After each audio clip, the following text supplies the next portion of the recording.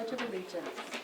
I pledge allegiance to the flag of the United States of America and to the republic for which it stands, one nation under God, indivisible, with liberty and justice for all. All right, good morning. Thank you all for coming. To begin, it is January 27th. This is the Broadwater County Commissioners' Business Meeting. And this is where we take care of business for the 6,000 residents of Broadwater County. This meeting is open to the public and we welcome anyone to participate by promoting basic civility. Documents are available for your review prior to the meeting. This is the notebook in the clerk and recorder's office. These meetings are recorded. They are on YouTube and the county website. These are the only videos of these meetings that are unedited and uncut. We follow Robert's Rules of Order and the county civility and open meeting policies. Under Robert's Rules of Order, all comments shall be directed to the board chair. Sideline conversations are welcome but will be taken out into the hall. For public comment, please come up to the podium. Upon recognition by the chair, state your full name for the record each time you stand to speak. This is because the folks watching the county video don't know who's speaking unless you state your name. They can't necessarily see you.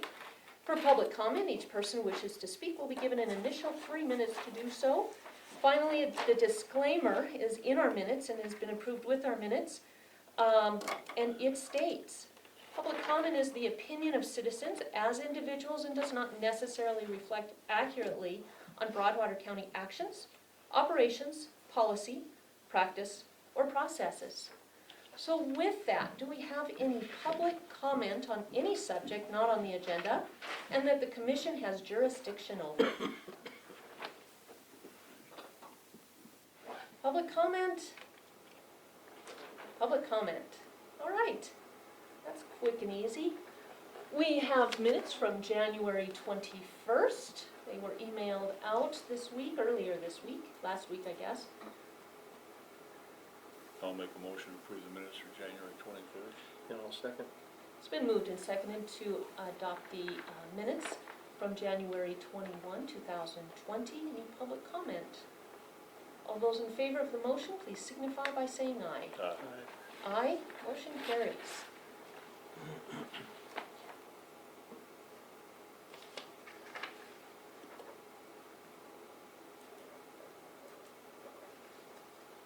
Thanks, Ann.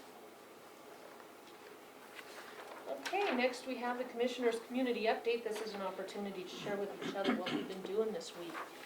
Daryl, what you been up to? Okay, let's see, I had MMAC meeting in Helena. That went well. Those folks are doing a great job up there in economic development, not only for our county, but Lewis and Clark County and Marr County. We did our website presentations that were done by the two folks, the two companies that we felt meted our requirements, and I think they went well. I've been receiving some comments back from folks on their recommendation. Had a LEPC meeting, attended the Solid Waste Board meeting, and then a Fairgrounds Master Plan meeting, which hopefully we'll see the results of that here later today.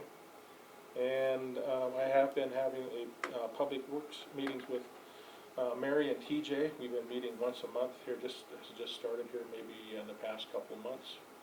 And I can kind of give you an update of what we have talked about.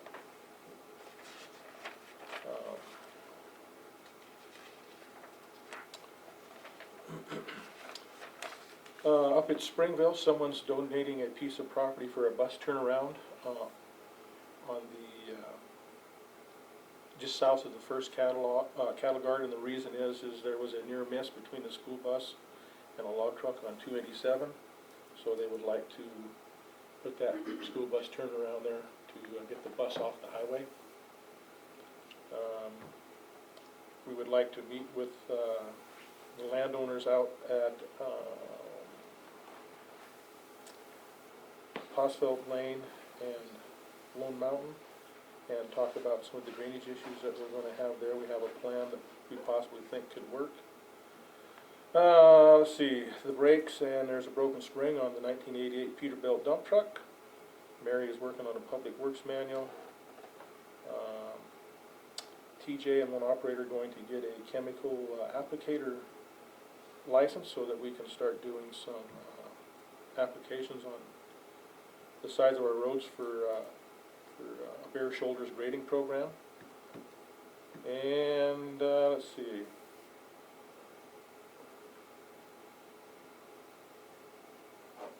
Cattle guard at the top of Rosgulls needs some work. Cattle guard on 6 Mile needs replaced.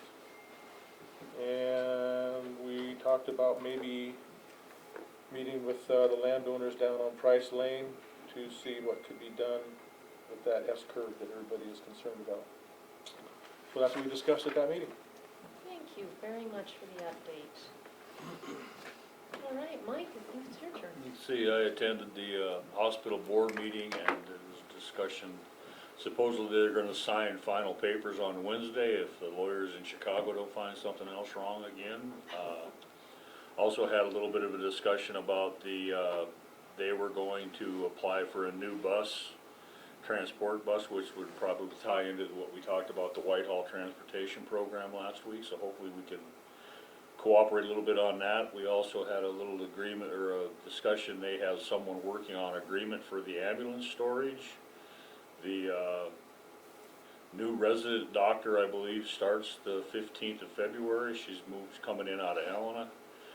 There's getting a new chief of the medical staff, and Billings Clinic has installed new computers for everyone in the building, and they are now tied into Billings Clinic on all their computer systems.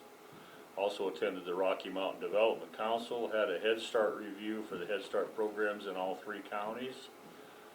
Also had a discussion about the Red Alder Housing Project, which is a large housing project in Helena, kind of sponsored by Rocky Mountain Development Council. That's going rather well, and that was about it. Oh, and we also did a yearly safety inspection in the jail. Oh, yeah. All right, thank you. We all participated in the website presentations and that yearly jail safety review. I attended the weed board meeting. Those guys are really motoring. They just got a grant. Jessica wrote a huge grant. And so weed board and she are working together to try and figure out how that's going to work with spraying this summer and the larger workload that she's going to have. That's quite a coup, though. Usually those grants are not awarded 100%. Jessica's was.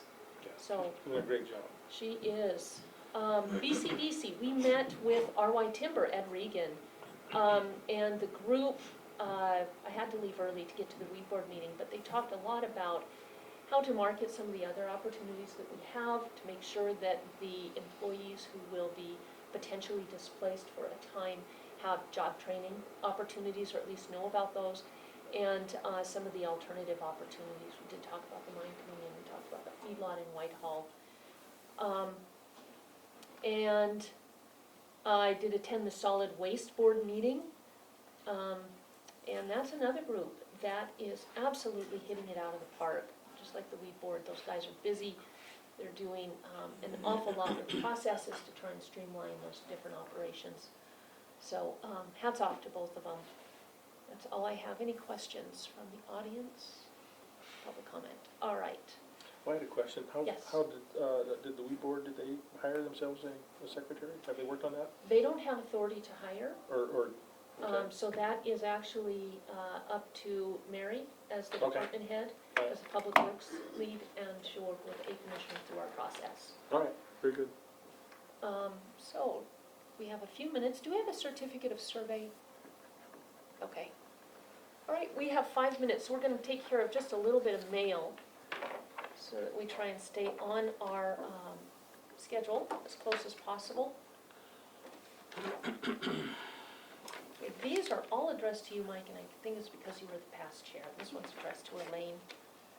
I'll give these to you. They're just advertisements is two of them.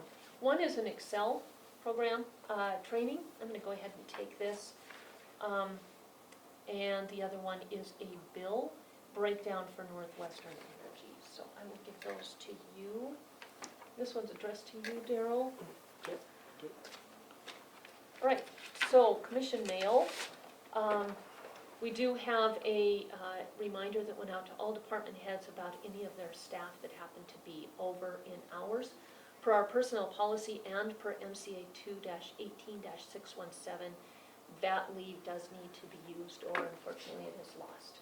We don't pay overtime to most of our employees, so they do get comp time, and that's what we're talking about. Oh, sorry, back to you, Ann. And that is it for the non-signature mail. So we have claims. These are the approved claims, and it is a total of $49,656.26. I'll make a motion to pay claims and set them out. I'll second. It's moved and seconded to pay the approved claims in the amount of $49,656.26. Any public comment? All those in favor of the motion, please signify by saying aye. Aye. Aye, motion carries. That's that one, 9.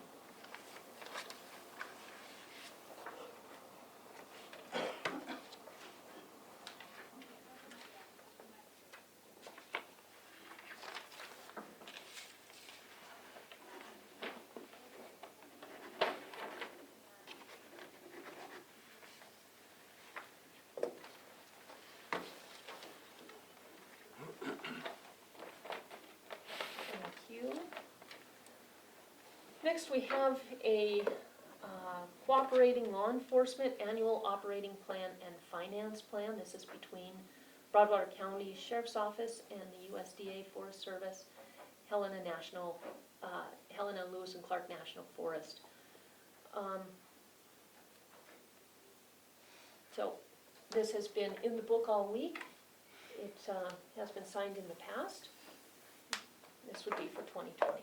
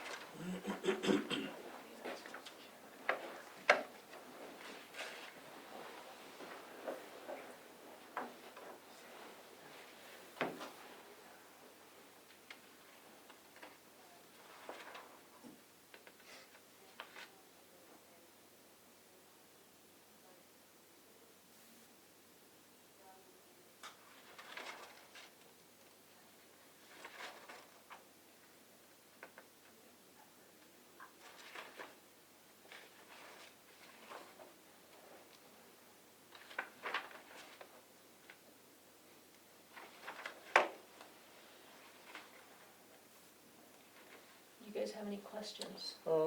See, so Brad, I guess you guys have looked at that, right? The agreement? The sheriff has, The sheriff has, I have okay. not seen it this year. Okay. I think he was under the impression he was on it, even for that. Is that on the agenda? Oh, it is. Yes. Yeah, I was treating it as just regular mail. Yeah. Yeah, sorry about that. We'll just do it at noon.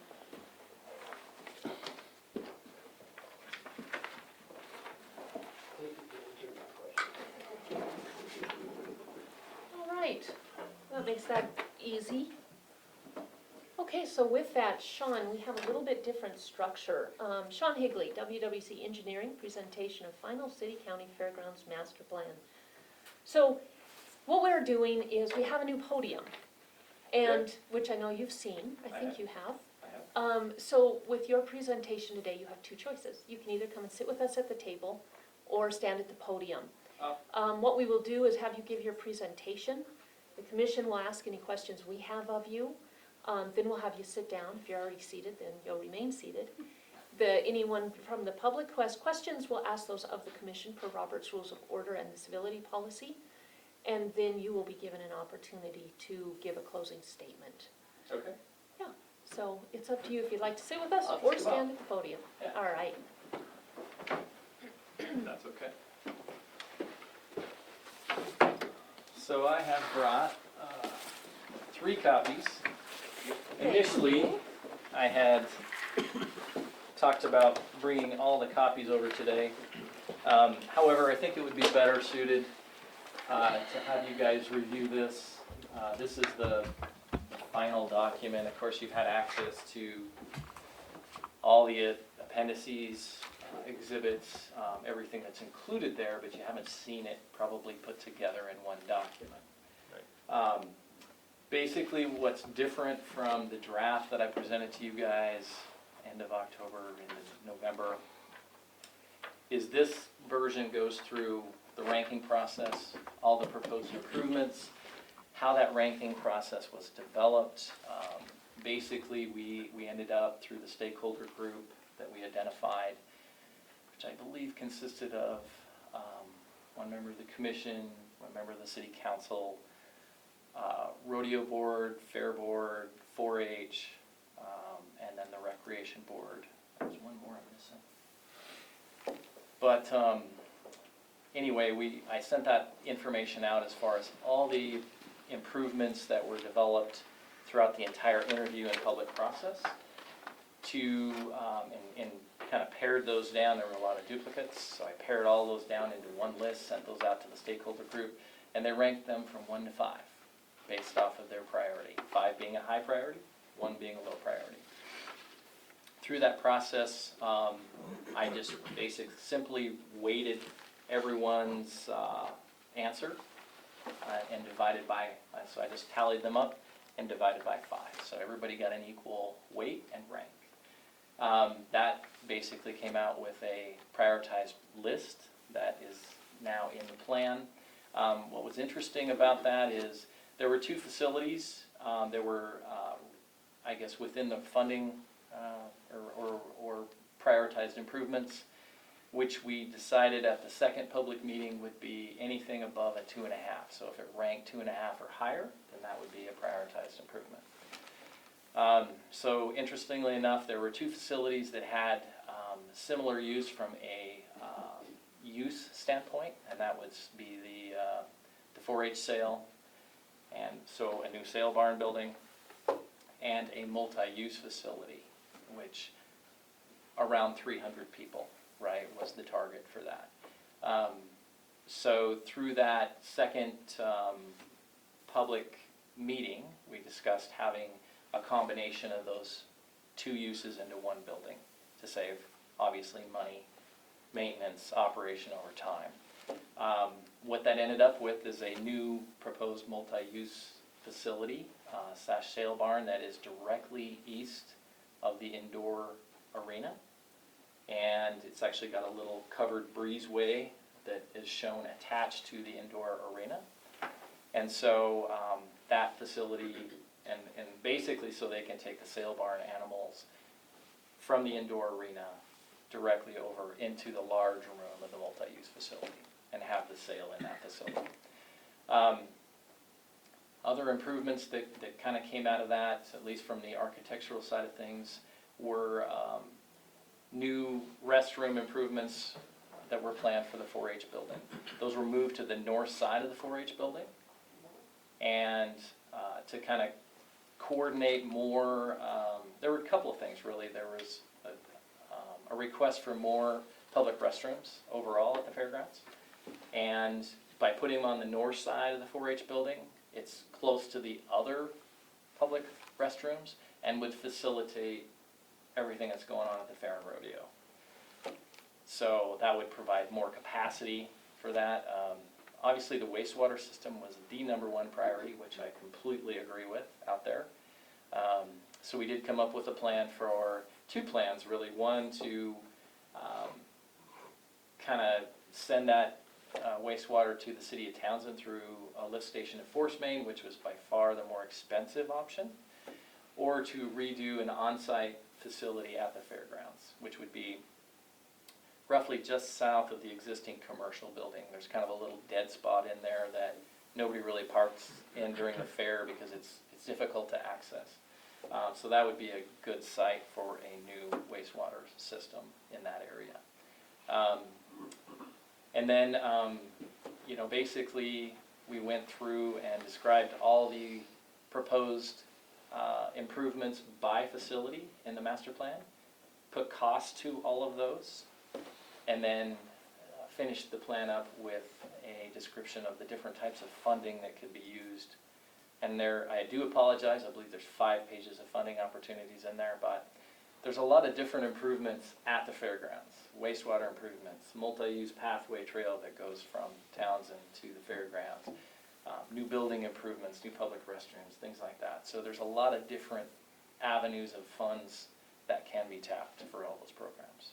And those are fairly well described in the plan. And I think we did finish up with a final meeting with the stakeholder group, which consisted primarily the rodeo club, 4-H, and the fair board, and just discussed, kind of went through the plan in detail, did a few fine-tuning improvements, and came up with kind of a few questions at the very end to consider before implementation of the new facilities. So that's it in a summary. Would I miss anything? No, it was good. It was actually good to see everybody come together. You know, I think you remember our first meeting was, we're quite sure how it was all gonna go, but everybody really came together as a group. It really did, yes. And focused on what we needed to do. And I think one of the things that came out of it was, you know, the facility, we don't have to do that right away. There's lots of other things that need to be done out there at the fairgrounds.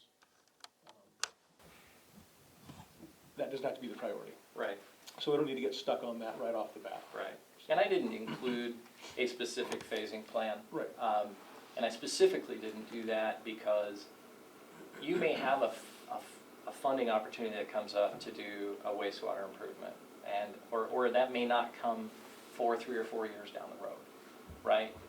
You want to take advantage of the funding opportunities that present themselves, and now they have a list of things to look at. They have the funding opportunities to watch, and they're all prioritized improvements. And if something comes up that you can get good grant funds or low interest loans, and you can get that done, then that should be tackled. Right. And then the important thing about that is that you have to have the plan Right.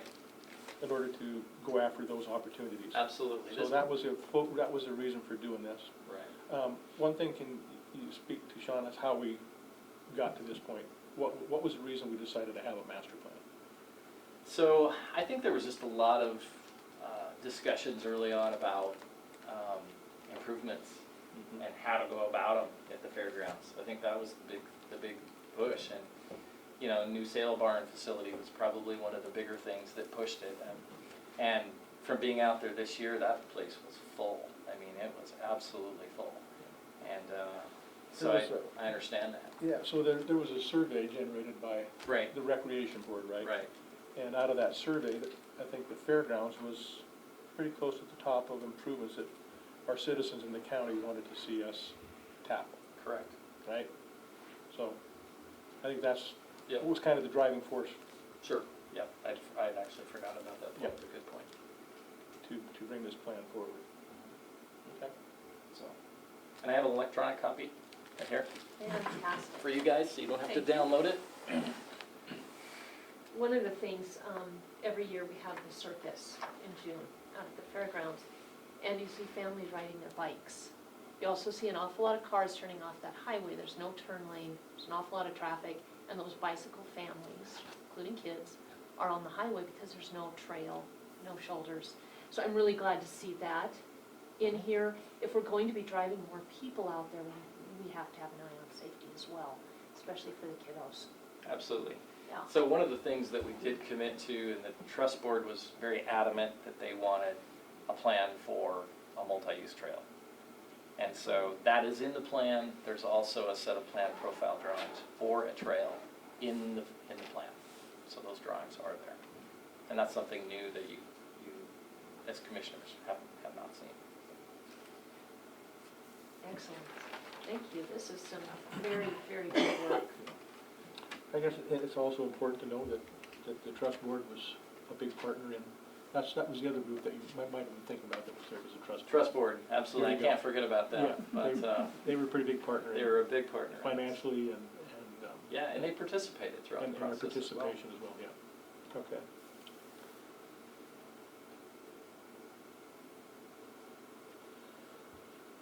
Anything more to bring forward in the plan or any other questions? Anything else to share, Sean, at this point? I think that was an overall summary. If anybody has any specific questions, I'd be happy to answer those. All right. We'll have one of these in the clerk recorder's office for anybody to review. They can certainly make copies. And then we'll have a meeting next week to adopt this. Okay. That works with the commission. So is there any public comment? Any public comment? All right. Well, Man, Sean, got off easy. thank you. I know. Yeah. Thank you, Sean. Thank you. Thank you very much. Good. I'm going to give you a copy here. Documentation.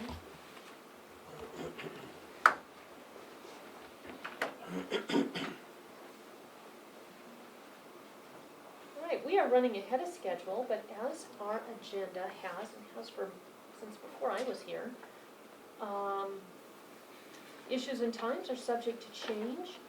And since we have Bernadette here in the back row, Bernadette Swenson, Schauber Surveying, Clarification and History of Created Parcels, COS Book 1, page 752. Same instructions, if you want to sit with us, that would be absolutely fine. All right.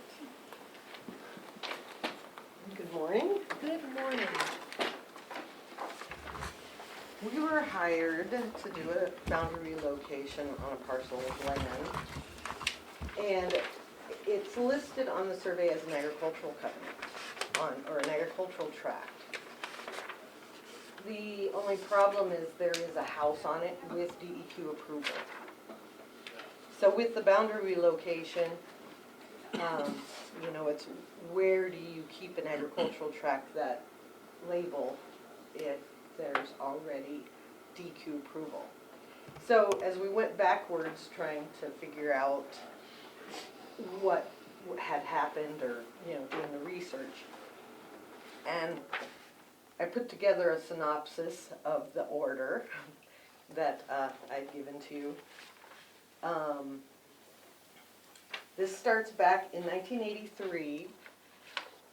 There was a 1.2 acre occasional sale. In those, at that time period, you could do an occasional sale, which was, you could sell one piece of parcel of ground a year without subdivision or anything. So that was sold as an occasional sale. And then in 1986, a 1 acre parcel was created and filed as a mortgage tract. But at the same time, DEQ approval was filed with that as an occasional sale. So at that point in time, I don't know if the COS title was in error and it was an occasional sale, which would have been allowed, or exactly what happened. But the COS file says mortgage tract. And then there's copies of that, those surveys there, and the DEQ approval. Then in 1994, that mortgage tract did a boundary relocation to make it 2.9 acres. Now it still has the existing house and DEQ on it. The occasional sale also had a boundary relocation done in 1995 to 9 acres. And in 1995, there was also 2 agricultural tracts created. A 0.4 acre parcel around a potato barn, and the remainder of that area of land was created as a 25.2 acre agricultural tract. So now we have an enlarged mortgage tract, an enlarged occasional sale, and those 2 ag tracts. So the mortgage tract, at the top of the description, so number 3, the mortgage tract, that became, how is that related to the 25.23 acres egg tract? Just adjacent property, Okay. yeah, All just right. adjacent property.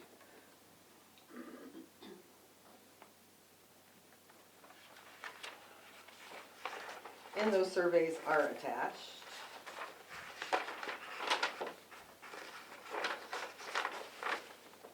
Then also, later in 1995, a subdivision was done to create a 1.3 acre parcel there in the lower west corner. The land in the legal description was described as the south half of the southwest quarter, which is shown as C there, the south half of the north half of the southwest quarter, which is shown as B, and approximately 1 acre south of a ravine, which is shown as A there, I believe. Yeah, A. And if you look at the subdivision plat, it shows, and in the midst of this, right next to it, another 2.2 acre occasional sale had come out of that, which is right next to the tract 1. What the surveyor did is it showed like each section of that legal description and an acreage, but then it also says total remainder of 113.6 acres. So they did a 1-lot subdivision with a remainder, but showed each of the areas that were listed in the legal description, or, with acreage. So then what happened is when it was sold, it was warranty deeded as separate parcels. So the warranty deed calls out for parcel 1, parcel 2, and parcel 3, all showing these sections of land. So that landowner then took, with the neighbors, did boundary relocation and aggregation of tracts. So there were 7 parcels there then, and they did a boundary relocation into 5. And in the process of that boundary relocation, the ag tract, the 25 acre ag tract, the potato barn ag tract, the mortgage tract with the house, and then some other property was all aggregated into tract B, shown on there, at 29.7 acres. But under the acreage, it does say agricultural tract.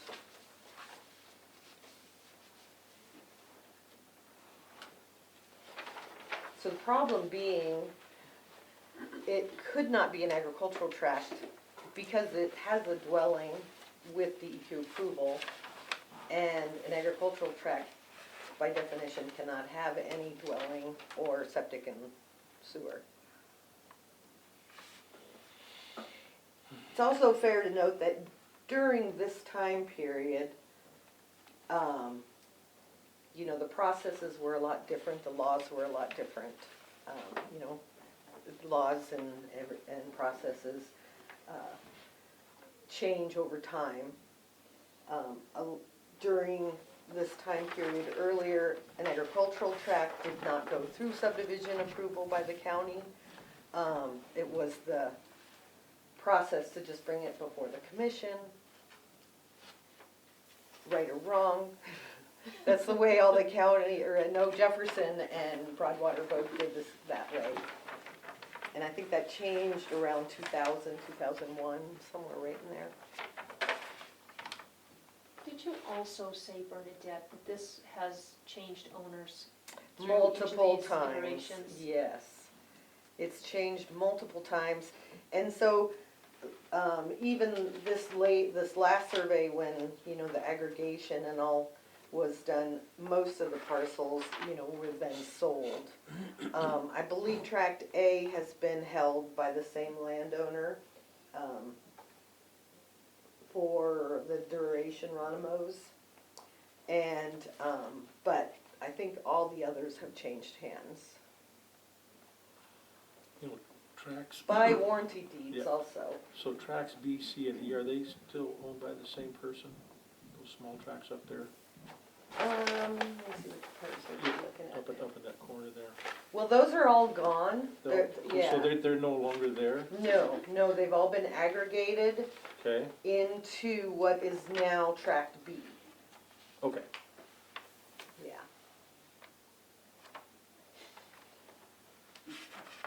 So right now, Okay. there's the Okay. 5 existing ABC and Okay, D. gotcha. All right. So your description at the second to the last page that has J, I, H, D, G, and F, that's just for informational purposes? Right, yes. Just to show the history? Just to show, yeah, the, kind of the order that they went on one sheet instead of multiple. Okay. But then that got very confusing, so I decided to strip it all down Yeah. and do separate pages. So this page here then, Bernadette, is how they line out right now? Yes. Okay, all right. And you need help for tract B only, and that is the paperwork that you gave us. Right, what we do with this agricultural covenant, because if we were to boundary relocate, I can't see how we can keep the parent tract with the house on as an agricultural tract. But, you know, and then if it boundary relocates to someone and they have a house, and it seems to be an error, and, you know, the surveyor, is no longer, you know, he's deceased, and,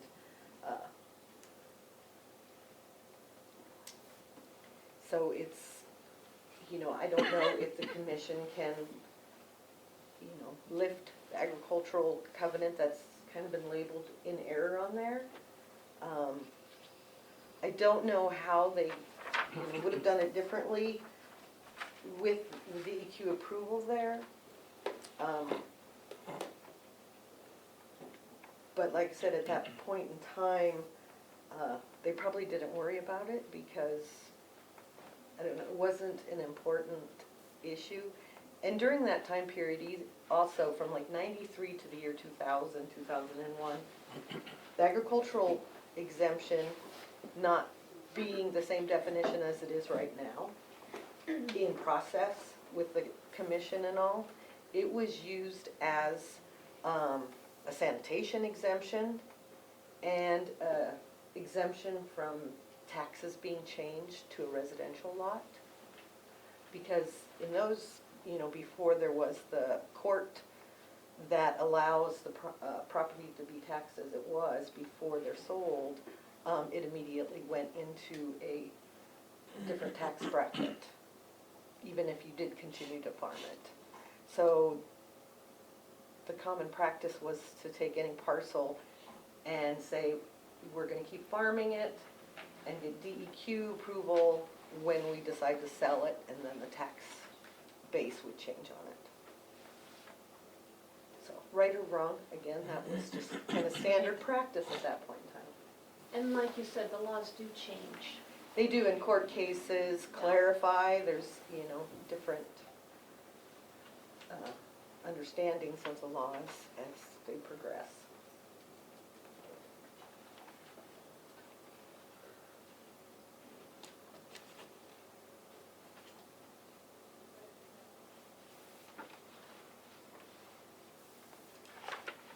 So if you have any other questions for me, that's the basis behind.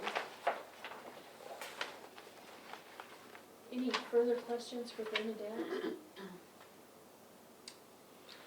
I had looked at this with Nicole, and there was an irrigation easement that went across track B that's not shown on this last survey. I haven't looked into all the easements and such on it.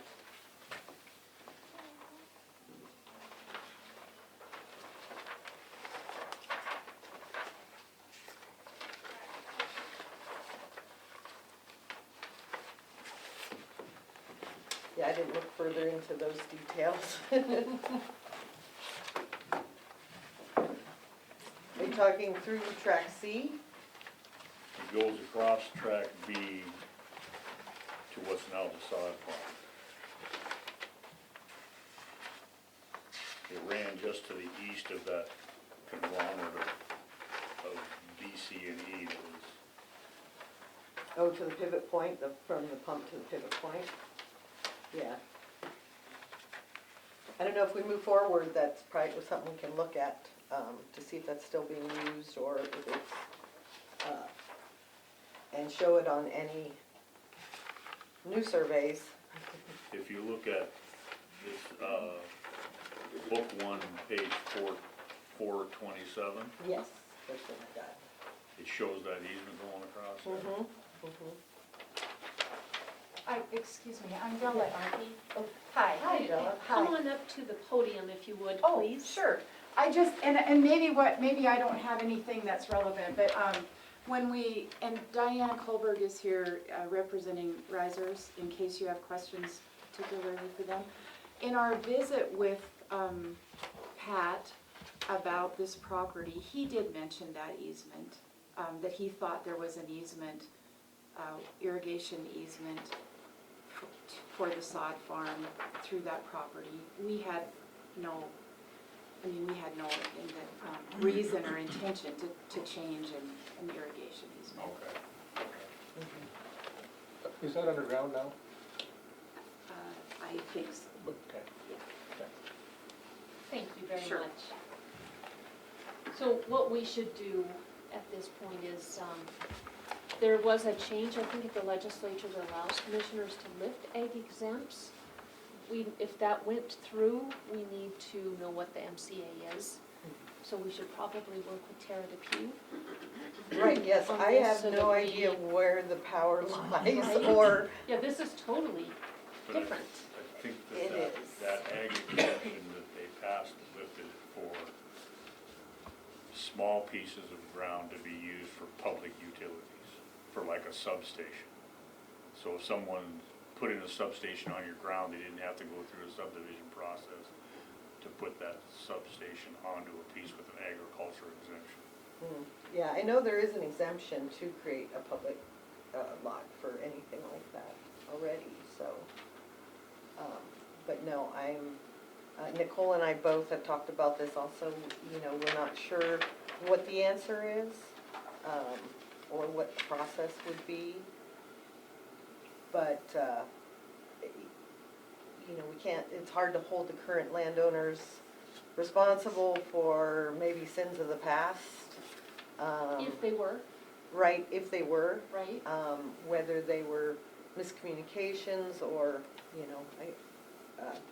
I just don't know, but, we didn't feel like we could, of course, just, take it off, take the agricultural exemption off, but obviously it shouldn't have been there with the house site and DEQ approval. Right, right. And I think each of the different steps along the way, in and of itself, was fine. When you look at the whole picture today, it's a confusing mess. Right. Right, which is nobody's fault. No. It's just those individual pieces, when they're all put together as a puzzle, that just doesn't make sense with today's regulations. So I think this is easily rectified, something that we can easily take care of, but we just need to make sure we work with both of you guys and Tara and make sure that we have the correct law in place, we follow that as it was intended, and now do it right per today's law and today's regulations.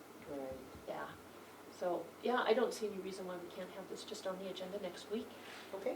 and hopefully get it taken care of. Do you guys have any thoughts beyond that, or contrary, or No. anything but, to add? Yeah, interested to see what Tara has to say, so. All right, Thank well, you. thank you very much, appreciate it. Any further comment from you guys? Okay, thank you very much. And we will try and have this on the agenda next week. We'll let Bernadette know. Okay. And if you guys want to call us, feel free to. Great. All right. Thanks, you guys.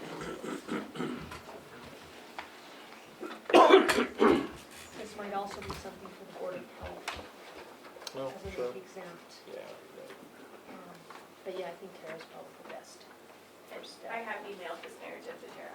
I'm so I not surprised to hear that. An answer, just so you, Thank you. You are always on top of things, and I appreciate that. I just didn't have an answer for you today. Thank you. All right, we're still ahead of schedule, and our agenda still says issues and times are subject to change. We do have Mary here, I'm glad. Welcome. So, Nicole Brown, Community Development Coordinator, Happy Flats Minor Subdivision, request preliminary plat approval. Can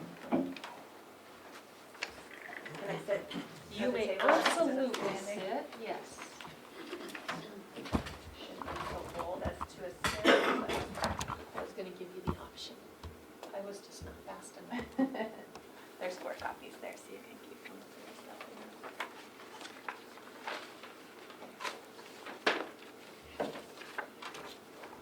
I have one. I know you have it. Why don't I get back?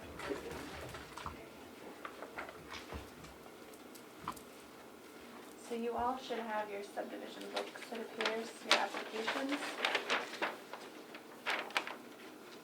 This preliminary plat is different slightly than what you have in your book. I'm just going to show you the difference here. They were proposing an access, you see this, I think I'm pointing at it, this bold area here, so this is Highway 284 running north-south.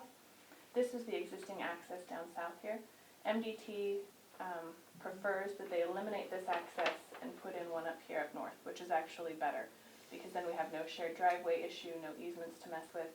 Each lot will come in off of this location, one will go south, one will go north. So this is actually a better fit. But this is different than what you have in your book, but they still can make changes because you've not granted it preliminary approval. Good. I was looking at that. So that's what's come out of the process permit so far, Yes, or, yeah, with MDT. permitting process. So, and just for the record, you know, they would not necessarily be able to amend the preliminary plat once you get preliminary plat approval and sign this findings of fact and order document. But since you haven't done that, this is part of the process. They've been working with MDT. The planning board was made aware of this change, and actually this is a preferential change, if you will, to that decision. So developer always has the option to be changing their application, not significantly, but for the betterment of the development, and that's actually good planning. So, Absolutely. okay. Findings of fact and order report, and this is on the Broadwater County website, if anyone wants to look it up.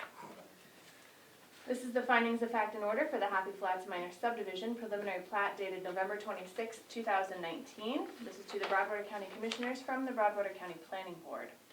Date of application was November 26th. They received sufficiency December 9th, and the review period ends January 30th. I just want to make a note, I generally like to give you 2 meetings, so this, I realize with this date, this doesn't really give you 2 chances to meet on it, but I believe we can make an ask of a 10-day extension of the owners. Just then, you know, this is because of the holidays, it got pushed aside, and with planning board meetings. The planning board just could not meet until actually last Wednesday. So I just wanted to make a side note of that. Don't feel rushed in this process. Thank you. The planning board met last Thursday, January 23rd. The applicants are Al Bodel, Thomas Huth, and Mary Huth of Townsend, Montana. The applicant's representative is Bernadette Swenson, also of Townsend, Montana.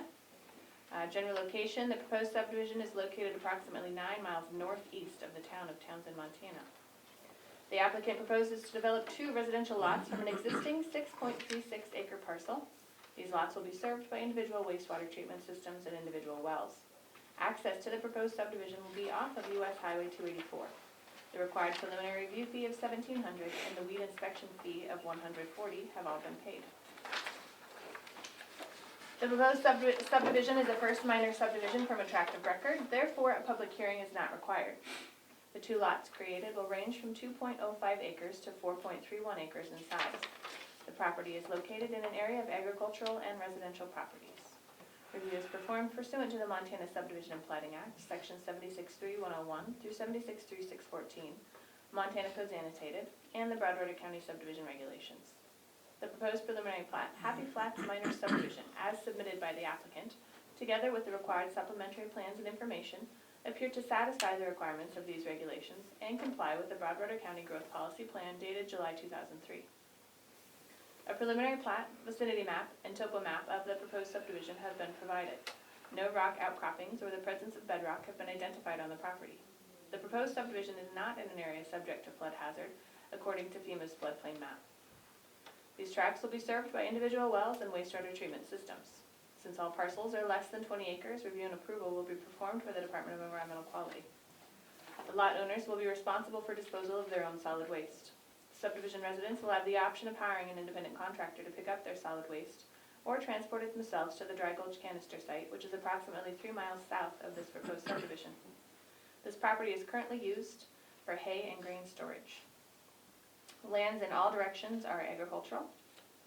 This 2-lot subdivision will have a minimal effect on agricultural productivity since no lots are being removed from agricultural production. According to the applicant, the proposed subdivision is not located on prime farmland as defined by the Natural Resource Conservation Service. This subdivision is considered to be compatible with surrounding uses since the surrounding area is mostly residential. That is not correct. It's mostly agriculture. No matter how many times I read this, there's always something I catch. Mostly agricultural with some residences. No conflicts between the proposed subdivision and adjacent farm operations have been identified. This proposed subdivision should not interfere with the movement of farm machinery, operation of any irrigation systems, or diminish the availability or quality of water in the surrounding area. An environmental assessment was not required for this subdivision.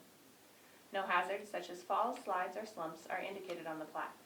There is no known seismic activity, no geological conditions which might affect the development, such as unsuitable soils, were identified within the proposed subdivision. There are no areas of marsh, grassland, shrub, or forest located on the property. Currently, there have been no noxious weed identified on the property by the landowner. A noxious weed management plan application form is included in the preliminary plat application as item number 27, but to date it has not yet been approved. If in the future any noxious weeds are identified, they will be sprayed with the appropriate herbicide. The subdivision should have no impact on wildlife areas such as big game wintering range, migration routes, nesting areas, wetland, or important habitat for rare or endangered species. Because of the size of the parcels, the proximity to the highway, and the fact that only 2 home sites are being constructed on the property, any effects on wildlife should be minimal. A letter to the Montana Historical Society is included in the preliminary plat application as item number 33. To date, a response has not yet been received. However, if any historical, paleontological, archaeological, or cultural site structures or objects are identified during construction, the applicant will notify NHS. Actually, at the planning board meeting, I don't know if these are in your book, they're the packet that looks similar to this. Montana Historical Society actually did respond, and there are no known sites. Excellent. No new roads are proposed for this subdivision. This subdivision will have access from the existing US Highway 284. An existing approach to the highway exists, and these lots will have shared access to the approach. Northwestern Energy will provide electrical service to this proposed subdivision. Phone service will be provided by CenturyLink. It is assumed that all utilities will be installed underground. The Broadwater County Rural Fire District will serve the proposed subdivision. A letter written to the Broadwater County Rural Fire District is included in the preliminary plat application as item number 26. The developer is proposing to pay the per lot cash and lieu fee of $1,000 to VCRFD at time of lot sale. The nearest fire station is the Duck Creek Fire Station, which is located approximately 1.5 miles north of this proposed subdivision. The Broadwater County Sheriff, located in Townsend, will provide law enforcement, and the Broadwater Ambulance Service, also located in Townsend, will provide both ambulatory and emergency services. The Sheriff's Department and Broadwater Ambulance Service are both located approximately 11.7 miles southwest of the proposed subdivision. Letters written to both agencies are included as item number 23 of the preliminary plat application. The proposed development will generate approximately 3 school-aged children whom will attend school in Townsend. There is an existing school bus route that serves this area, and the addition of 3 bus riders may have an impact on the bus route, but will likely not have an impact on the school. Lands in all directions are agricultural.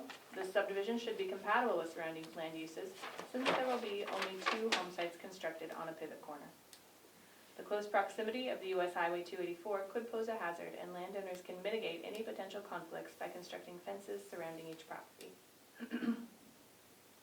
Since this proposed subdivision is a first minor subdivision from a tract of record, no parks or recreation facilities are required. It is hereby ordered that the preliminary plat for the Happy Flats Minor Subdivision is approved subject to the conditions listed below.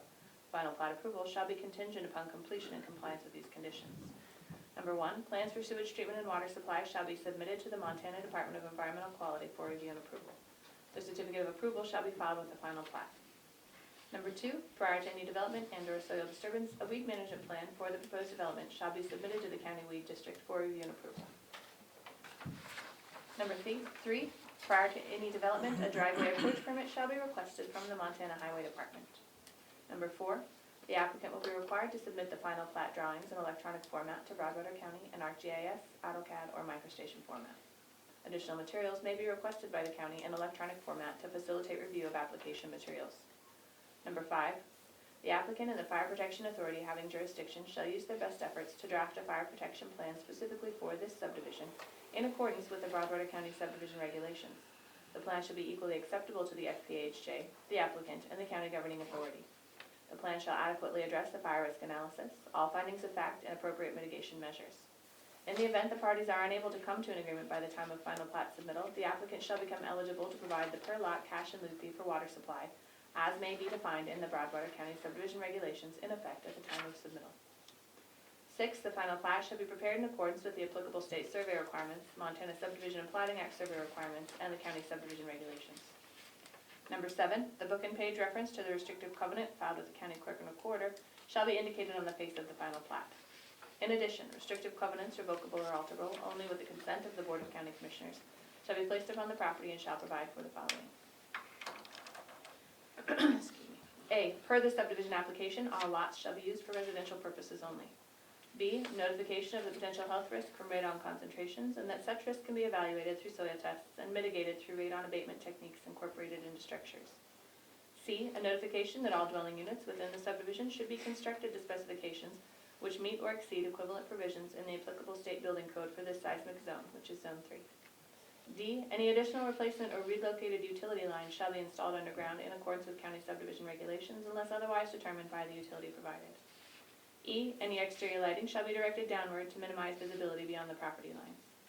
F, a waiver of the right to protest to join a special district for the purpose of providing community water and/or wastewater treatment system improvements and/or maintenance. G, a restrictive covenant binding the landowner, any heirs, successors, and assigns, and all future owners of property within the subdivision, agreeing therein to hold Broadwater County harmless and indemnify Broadwater County from all claims, demands, obligations, suits, causes of action, damages, and liability, including the county's costs and attorney's fees, arising in any manner whatsoever out of or relating to the existence, use, operation, repair, and maintenance of the following. Subitem 1, earthquake fault zone and any seismic activity, and subitem 2, water availability. H, all cats and dogs must be restrained, penned, or otherwise under the control of their owner at all times. I, notification of the presence of agricultural operations in the vicinity. J, each lot shall be maintained in a clean, attractive, and weed-free manner. Noxious weeds must be pulled, sprayed, or cut prior to seed maturity. K, a waiver of right to protest joining a rural improvement or maintenance district for the purpose of road maintenance, mosquito control, or equitably funding parks and maintenance of parks. L, address numbers shall be clearly marked at the driveway entrance to each lot and be easily identified from the road. M, a notification that lots in this subdivision may be subject to impact fees if in place prior to lot sales. Condition number 8, prior to filing the final plat, the applicant shall A, provide proof that all taxes and special assessments assessed and levied on the property are paid for the current tax year, including any past delinquencies, and B, provide documentation, an abstract of title or platting certificate showing that the applicant is the lawful owner of the property with the apparent authority to subdivide the same, showing the names of lien holders or claimants of record and the written consent to the subdivision by the owners of the land, if other than the applicant, and any lien holders or claimants of record against the land. The applicant is financially responsible for actual outside engineering, consulting, professional and/or contracted service fees, etc., at the sole discretion of the county for additional review and/or final plat approval of the proposed subdivision. Preliminary plat approval of Happy Flats Minor Subdivision shall be enforced for 3 calendar years. At the end of this period, the governing body may, at the request of the subdivider, extend its approval for a mutually agreed upon period of time. Any mutually agreed upon extension must be in writing and dated and signed by the members of the governing body and the subdivider or the subdivider's agent. The governing body may issue more than one extension. The party is defined by 763625 MCA, who is aggrieved by a decision of the governing body, may, within 30 days after this decision, appeal to the Broadwater County District Court.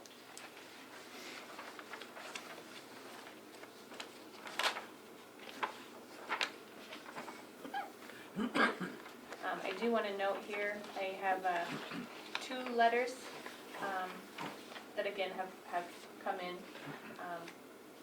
after my staff report was written, before the findings of fact report, that I would like to read into the record if possible. Thank you. One is an email from Sheriff Wynn Meehan. Good afternoon, Bernadette. I do not see any significant impacts of any public safety nature to the proposed Happy Flats Minor Subdivision you mailed me. Thank you, Sheriff Wynn Meehan. And that was dated December 20th. I have a letter from Mary Mystic, ambulance manager, to Bernadette Swenson. This is dated January 4th. Dear Bernadette, in response to your letter regarding the Happy Flats Minor Subdivision 12 miles northeast of Townsend on Highway 284, the Broadwater Health Center ambulance service sees no significant impact from this minor subdivision. The ambulance service is based in Townsend with an estimated response time of 30 to 40 minutes. The Broadwater Health Center ambulance service transports patients to the nearest, most appropriate facilities. These include Broadwater Health Center, St. Peter's Health, or Bozeman Health, depending on the nature of the emergency.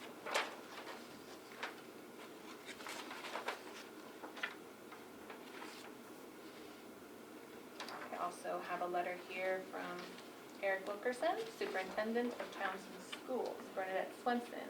This is dated January 9th. Dear Shower Surveying, in response to your letter representing Al Bodel concerning Happy Flats Minor Subdivision, the Townsend School District has ample educational services available for any new students this subdivision may attract. 2 single-family residents can be accommodated, including transportation. And lastly, I believe this is the last one to share with you.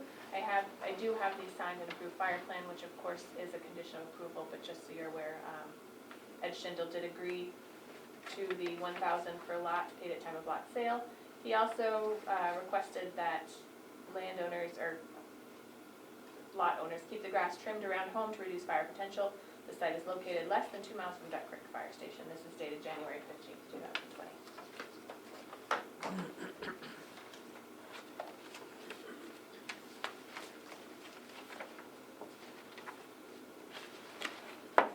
Right, thank you very much. Bernadette, did you have something to add? I do, I have one comment. The Northwestern Energy is actually Vigilante. Thank you. You bet. And when I seen the vigilante easement there, I wondered why it would be Northwest Energy. So, Yeah, okay. it's actually Vigilante. I will make that change. Thank you. Thank you. No problem. All right. Jill or Mike, any comments or questions of Nicole? So there's no homes there now? No, sir, there's not. So on this map here that we're looking at, this is proposed homes? Those are proposed homes, yes. As you can see on this larger one, the grain bins, and I don't recall what that square box is. It's just a storage building. Yeah, okay. Okay, But that's all that's existing Okay. now. But yes, those are proposed okay. that you're looking at in your book. I think that's required by DEQ that you have the house site on your sanitation. Okay. So with MCA, 763-603, I think, we have 7 areas that we need to make a part of the public record that we have addressed in the findings of fact from the planning board. Agriculture, that is addressed. The property is currently used for hay and grain storage. The adjacent land is used for agriculture from the north, south, east, and west. There are some residences, but it's mostly agricultural, and this will have a minimal effect on agriculture, and no lots are being removed from agricultural production. The other areas that we need to address are public safety. So we have a letter that was read into the record from fire chief for fire. We have a letter from the sheriff for law enforcement stating that there are no issues. We have a letter from the ambulance service stating that there will be no significant impact. And from the school superintendent that states that there is ample and very good educational services, including transportation for kids. As this is an agricultural area, there's no water issues. And the driveway by MDT addresses public safety as well by just having one instead of two outlets. Anything I missed? No, are the applicants here? Very good. Okay, so I guess is the permit from MDT hasn't been approved yet, right? It's still pending? It has I been approved. believe this is an approved, yes. Okay, so they do have that to do this, Yep, it is signed. the single approach? Correct. Okay, perfect.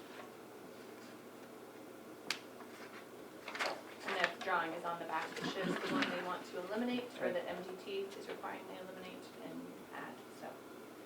All right. Simply be the one approach there. Eliminates anyway. Nicole, was questions? there any public comment at all in No. writing or meetings?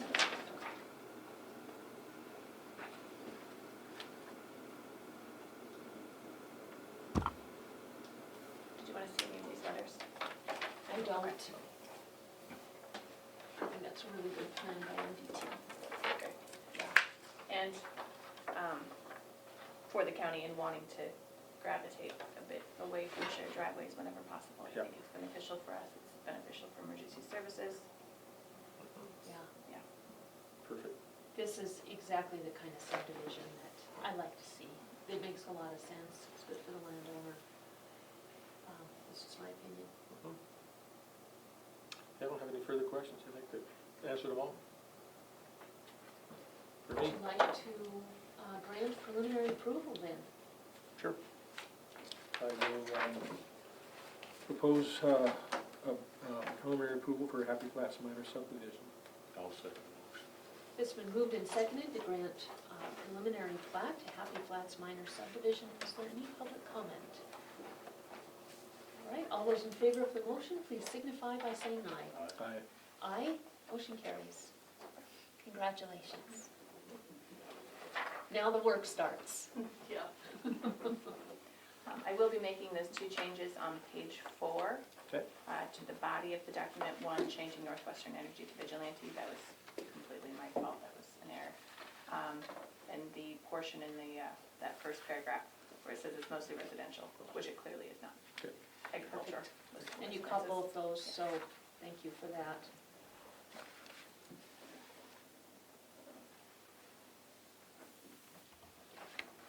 Thanks, Anna.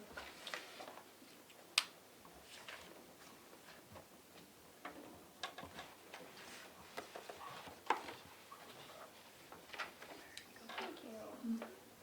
Do you need a copy of any of this? Just wanted to make sure. All right.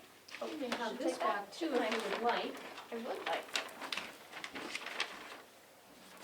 Thank you so very much. Thank And you are you. welcome to keep your books or give them to me and I will recycle. Entirely up to you. I will keep mine until we hit final plat. I'll just give it back. Well, yeah, I guess, I'll hold on to it until we do the final. Okay. Yeah. Thank you, Nicole. Thank you.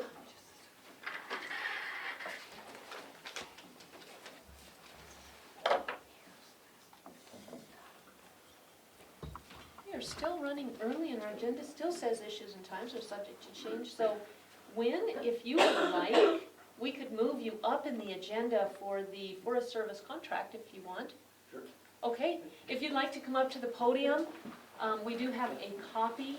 I didn't, yeah, I forgot to grab my Brandon called me, so I didn't, I didn't grab anything. Were you able to review the last contract as well? So the only one change I think that was in there was the amount. I have two. Do you want one for Yeah, this? I would. The major one that I saw was the increase in reimbursable money. And part of that, thank you. Part of that, obviously, if you look at the previous one, I think we were at 3,000. And then having a discussion with Melody Nielsen from the Forest Service. Part of that was just the we've never updated from the time that we've done cost of livings or anything like that. So that timeframe that, if you looked at the previous contract, it was like $25 or something like that to 32, which was off.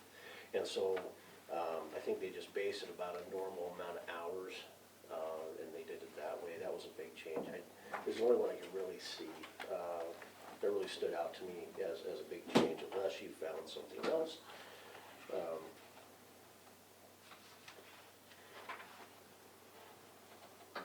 But I don't know if there was, so. And might have been the mileage reimbursement, might have been the other one that we had issues with, but, yeah, any questions on it? I didn't have any, I didn't see any big differences, just that slight increase, which makes really good sense and should be a part of each year's.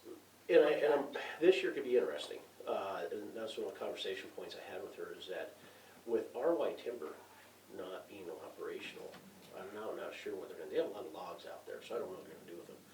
But a lot of people in our community and around our community, especially here in Townsend, get their firewood from RY Timber and from all those chunks and pieces out there. If that's not available to them, I don't know what is. I guess obviously my concern is people going out, cutting fire without a permit or cutting in places they're not supposed to be cutting. And so, that was the two topics we brought up this year, just because of the impact with RY closing. That might be something that we're gonna deal with that we might not normally deal with. And whether or not people have permits, like I said, to go out and get firewood. So, we haven't done a lot of patrol in the last couple of years on that. I have a sneaking suspicion now we have Mike Lewis doing the BOR will also encompass the Forest Service in that as well. But make sure that people aren't up there damaging our forests and cutting where they're not supposed to be cutting and things of that nature. So, yeah, and you know, obviously the equipment, the other big part of that is the equipment side. And that depends on what we can do with that. So, but yeah, that's where we're at with it. All right, any further questions? Right, kinda seems like a no-brainer to me. And I do have, so I will have, and I just got an email on it, so I will, a little off topic. That's the Department of Corrections contract. So they're supposed to be sending that to me as well. So we'll have to have a conversation, and I think you have to sign that one too, if I remember correctly. I just can't remember off the top of my head. But that should be coming, I would hope, this week sometime. Okay. So, okay. Anything else? No, we need to vote on this, we'll give it to Ann to record, and then we'll get you a copy. Okay, I haven't signed one yet, so, if you want me to sign, if you have a copy you want to file, then. Right, it also needs Bill and Scott's, so do you want Oh, to sign now, or do you Yeah, want? I'll sign, and then maybe what we'll Okay. do is, once I get signed, we can send it back to them, and then Yeah. they'll sign, and they'll give us a complete and signed, document that, Okay, and then we can put that on the record if you want to do that way. after no, that. Okay. our vote on the first Okay, is fine. Okay. Then getting the other signatures is just homework. okay.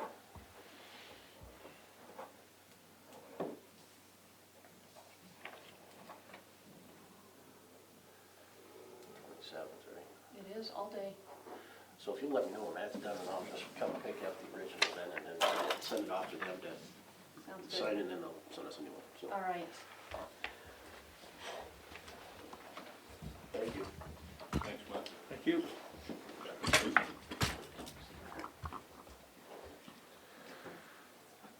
You looking for a motion? Can I don't see how it's worded. All right. I would move that we accept the cooperative law enforcement operating plan and financial plan agreement for our sheriff's office. I'll second the motion. And it's been moved and seconded to sign the cooperative law enforcement annual operating plan and financial plan between Broadwater County and the USDA Forest Service, Helena Lewis and Clark National Forest. Is there any public comment?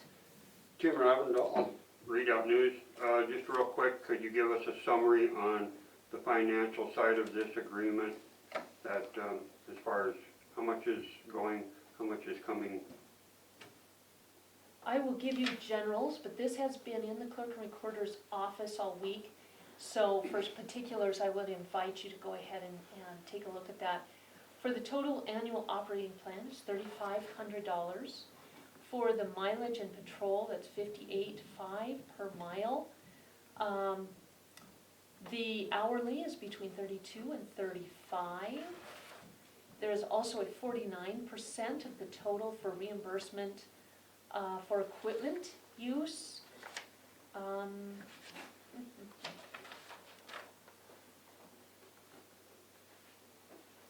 The 3,500 is estimated, so that could go up or down a little bit depending on use. And so it's an ongoing contract, so I don't have an overall total, but as there are hours put into it, as there's mileage put into it, those numbers will fluctuate. Brandon, do you care to add more flavor to that answer? Just real quick, for Tim's information, it's as worked, it's the same as the Bureau of Reclamation contract, so Tim, if we don't work it, we don't get paid, so you work one shift, you know, it kinda goes like that, so that's how that's paid out. Thanks, Brandon. Yep.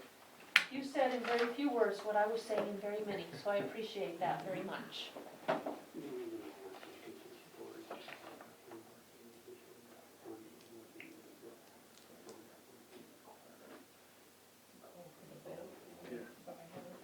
Thank you.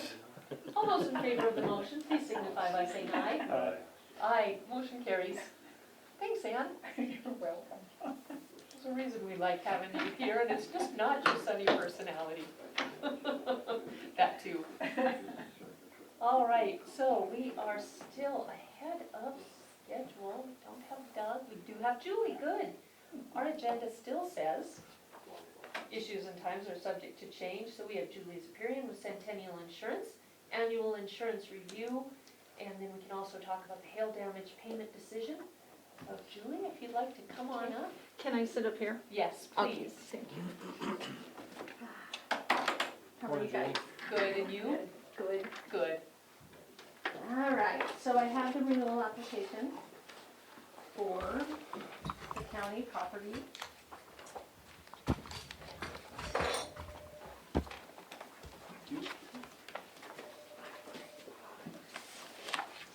Thank you. All right. Mako's going to a new system this year called Origami. They've been working on it for years, but, so the property and casualty is moving to it. So the renewal questionnaire is a little bit less than normal. I have Mike Conkey and Mike Myers as the designated safety coordinators. It's actually Mike Myers. He does work with Mike Conkey, of course. His two deputies are Jessica Bushnell and Teresa Munson. Okay. But Mike Myers is the head. Yes. I'll just leave him up there. All right. This year, the property deductibles are $2,000. Auto physical damage is $2,500. You can change that this year if you want. That's been a standard for several years. If you increase the deductibles, you know, we don't know the premium yet, so, or we can lower the deductibles if they're too high. Okay. That's up to you guys. Thank you. I have for the fidelity and crime, the deductible is $2,000, 58 employees.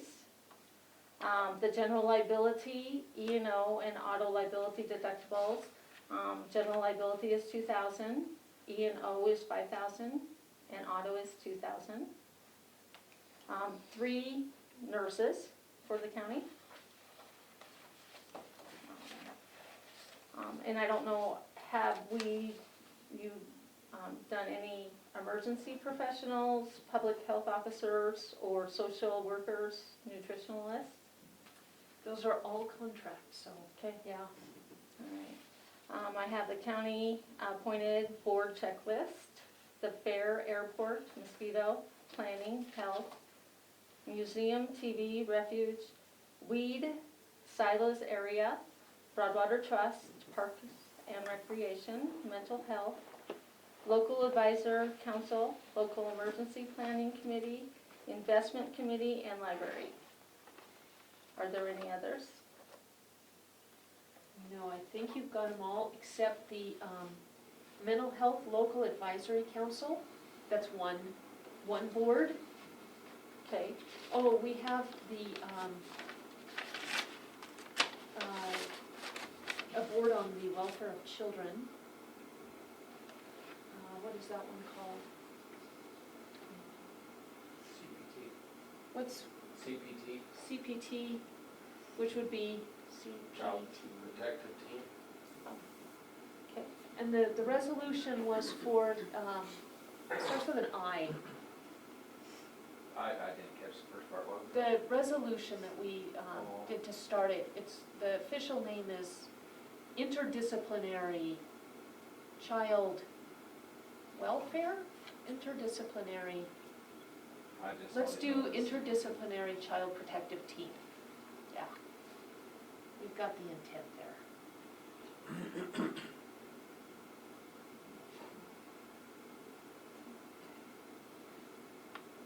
I think that's it. okay.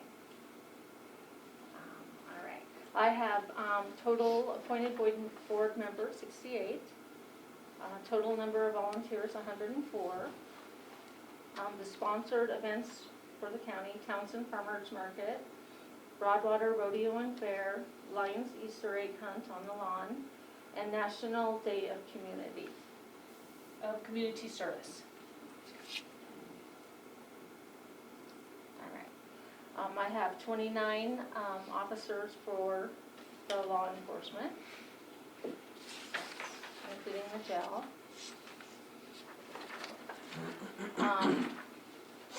And these are the errors and omissions questions.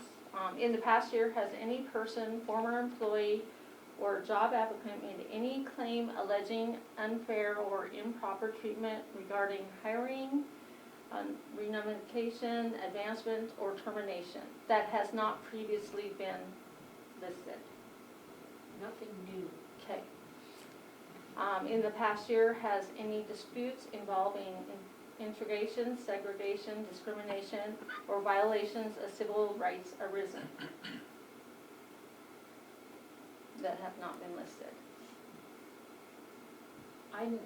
Yeah, we did have one in February come up.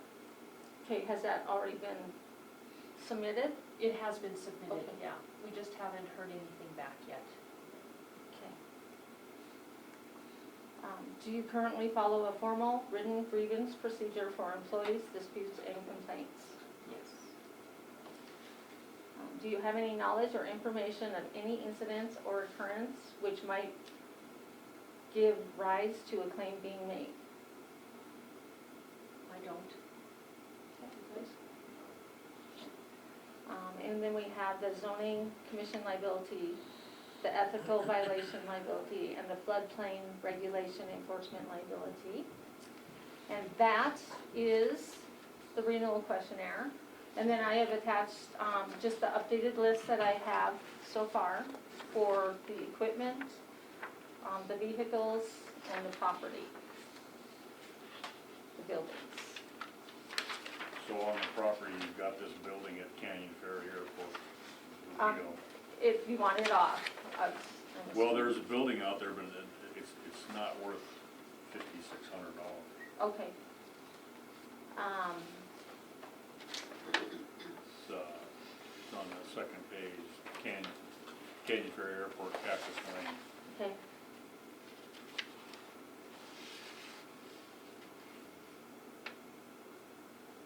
We should find out if that is indeed ours. If it is, I'd be interested in selling it. I don't know that we need it. No, it's because Mike talked to Dwight Thompson, bought one of the hangars, and the guy next door that owns the hangar next door is from Clancy. Okay. And that's the other little building out there is about the size of those file cabinets. Okay. Okay. So it's definitely not worth $121,000.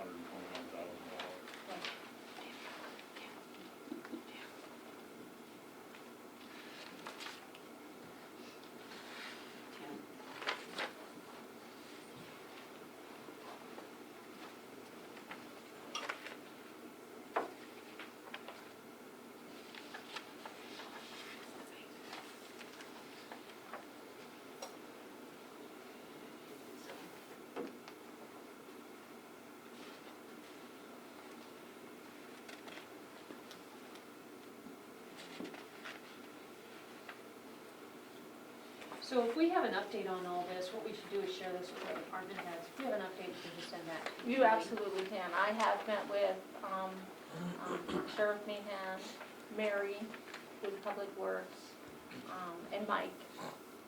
Went over some stuff with Mike Myers, so.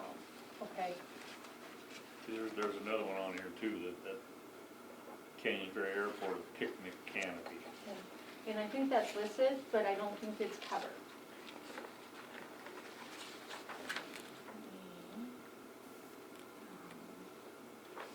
Is that on the second page, Mike? Yeah, It's Ferry. on the bottom of this page. Of the size. Okay, yeah, if you go over to the replacement cost value, there's their appraised value on them, but there's no coverage on them. Oh, okay.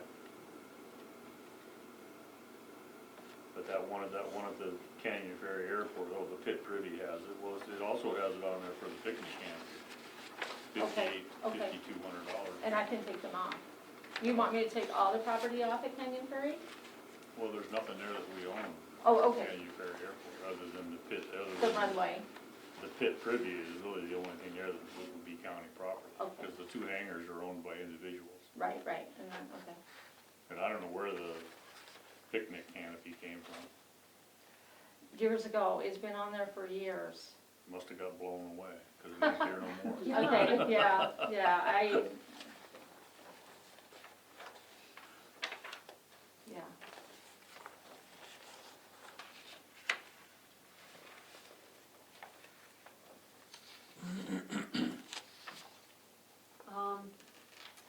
Opportunity Bank building, is it on here? It is on there. It's probably on the last page, and I do have a question on that. I have added that for physical damage. It is the last property on that. The last one. Last page, yeah. I do not have any content coverage on that, because when you purchased it, there was no contents in it. So we do need to decide how much contents to add in there. Okay, and then will the ambulances be covered on that? The ambulance have their own policy, I believe. But if they're in the building itself? Their ambulances would be covered under their policy. Okay. So, I'm assuming they have their own liability. They always had it through the hospital, I believe. Okay. Okay, so their ambulances were covered and their liability was covered, you know, in that aspect. You probably have a contract with them? We're in the Well, we're in the process, that should be process. included. So what about their other supplies that they Right. have in the building? It would be covered under their policy, because they own them. You guys don't own Okay. their contents. Okay. Okay. But what is the counties in there, we need to list. So if something does happen, you know, Oh, okay. that's covered. Okay, And we can do that. Is there a deadline for? I actually need this renewal information within this week, Okay, yeah. All We're right. kinda late this year, so. so for what we have going into there is going to be meeting equipment, extension equipment, fair office. Is there a catch-all that you have for office supplies or office furniture, that kind of thing? Not really, because every situation is different. You know, every office has their different, you know, Sure. things, I guess. Do you need just a basic listing then from us? Just a basic value that if something happened, you would be content with that figure. Okay, all right. So what we should do is send an email to Allison and Mike Myers and ask them what they would see as their replacement value. And we get that to Julie. Sure. Does that sound good? Question on vehicles, has Mike from the airport been to see you? Yes, he did. Okay, so- He did. He came and saw me Friday. All right, so that, on that list, oh, there's Subaru Legacy. Yeah, There it and is. I took off the van. He said the van was not going anywhere, so that was removed. Okay, perfect. Yeah. So what about the new truck for roads? I have not received the information on that yet. Okay. They might not even have got it yet, I don't know. Yeah, that will be coming. Yeah. Okay. Just make sure when they do purchase things to remind them to contact me to get them on the list. Yes, important. Not on the list, not covered. Right. So Daryl, as the advisor to the Fair Board, will you follow up on the the county annex and the extension and fair office Sure. value? You bet. Right, Mike, will you follow up with Mike Myers? Yeah, All right. what about the tracks for the side-by-side for search and rescue? That's something we Wynn need and to I talked cover. about that, and I believe I added, 14,000 for that, yeah, that was up here.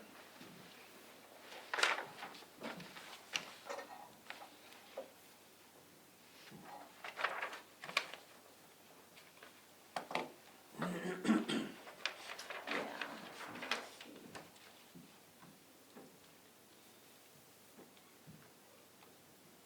I might have put it under equipment. Oh, right here, the 2016 Yamaha 700.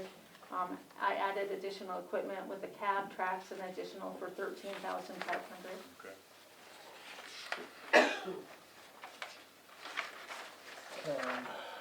So here's something too, about,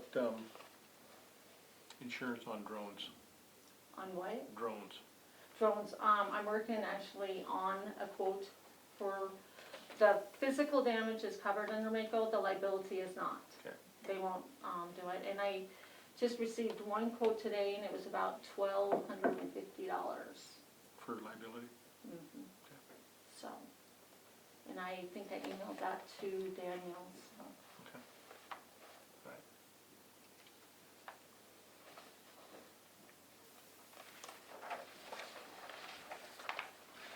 Anything else you guys see?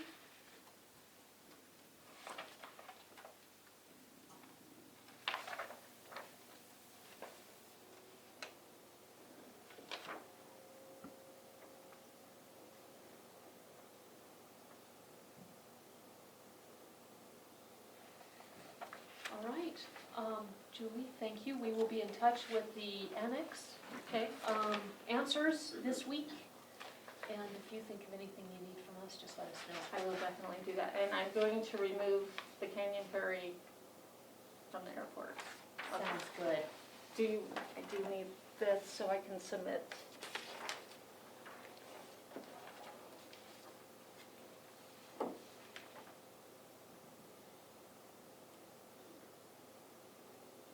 And whenever you guys are ready, we'll go ahead and vote to accept the insurance policy for this year. Renewal.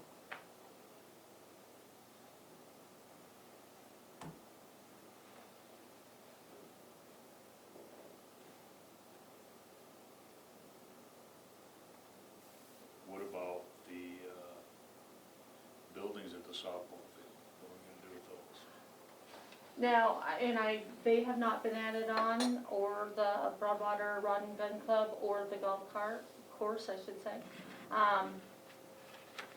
So I guess I haven't been really contacted, the complete ownership of the buildings. Is the county the complete owner of the buildings on the properties?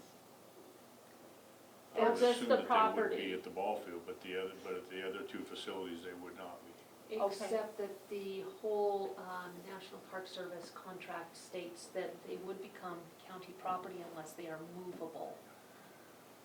So if there is a building set up that is not readily movable, it's not a mobile building, that becomes county property and therefore our responsibility.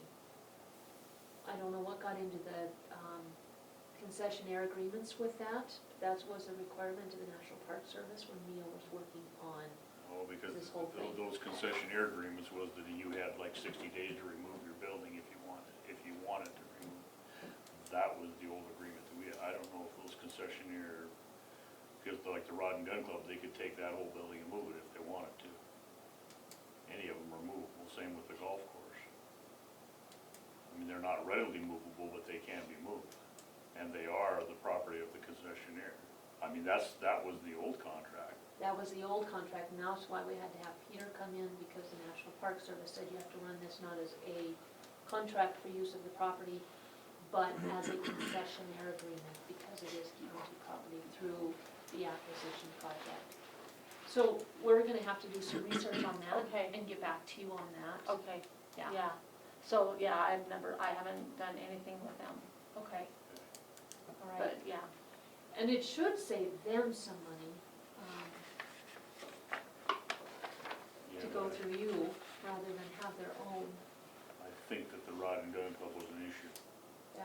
Well, the Rod and Gun Club is, they're still gonna have to have property coverage, no matter how this works out, because, the county, as far as I'm understanding, they don't own the Indian Creek property, just the property out on Yeah. Canton Lane. So that would Yeah. still, you know, Good point. Yeah, we tried to acquire that, and it didn't work out. yeah. So,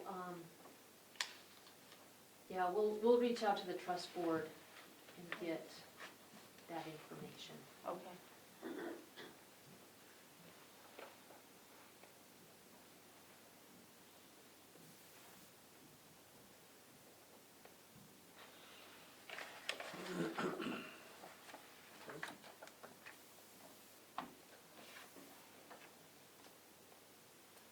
Well, I'll make a motion that we accept the insurance as proposed with the changes that we've discussed.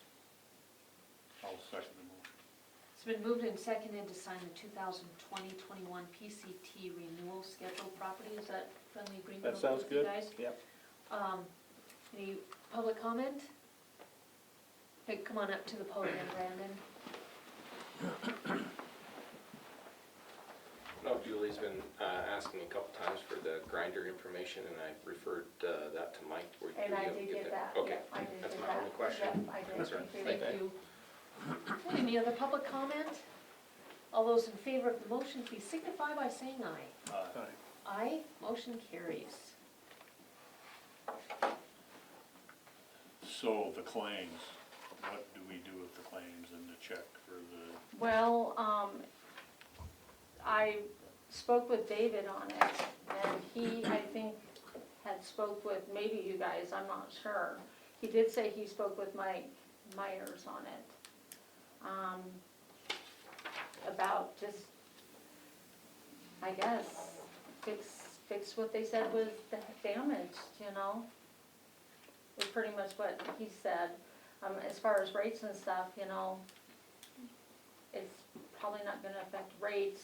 I mean, rates are probably gonna be affected just from the whole United States being affected by damages this year. But that's pretty much what he told me. so are we required to do anything, or? There's, required, absolutely not. But in the event of another loss, if something happens, and because this damage was found under the catastrophe claims people, they never notified me, I didn't know about that. I did get a list from Mako when they were turned in, I just assumed somebody from the county had turned them in, which apparently did not happen either. The only building I turned in was the search and rescue building. And that's the only, of all the buildings that they have, or they paid us money for, that's the only one that had any damage. Yeah, and that's the only one I turned in. So why they showed up and searched everything, or probably just because of the area that was damaged. Because we had such a catastrophe coming through here with the hail damage this year. Brandon, know. yeah, I think- Come on up to the podium if you would. Yeah, so I know my name got brought up in a lot of that, so they showed up because of the search and rescue building. They said because of the storm, they brought in a whole crew of people, and they said, you know, can we go down, what other buildings are like under your jurisdiction? And I was like, well, the sheriff's office, you know, we had one car that had a couple dings, that sat out back, but nothing major, I don't think, hit this way. They said, well, since we have the whole team, we like people to come through and, you know, look at all the county buildings. So I immediately tried to call Mike Myers. He was unavailable. I got a hold of Eric Crush, who no longer works at the county anymore, works for the city, but he wasn't available, so I took him up to look at the roof of the sheriff's office, and they asked where the couple other buildings were, and I kind of pointed them in the right directions, and that's what happened there, but I had heard that my name was on the claim, and I wanted to clarify that I did not call them for all the buildings. So, yeah, they just said they wanted to make sure, because their team was here, and cover all their bases while they were here, but, you know, from what I understood, there wasn't a lot of damage, just, you know, especially with the sheriff's office, you could see a couple dings here and there, but I don't know what they look at for. Yeah, I big mean, room, they have so. their own system and. So I know that was out there, and just wanted to make sure that you guys understood that I wasn't taking everybody around to have that assessed, so. All right, No. any questions about any of that, or you guys good? No. Thanks, Brendan. Thank you. So, one of the discussions with Mike, and I think he's gonna try and be here at 11:45, so we can pull him in when he gets here.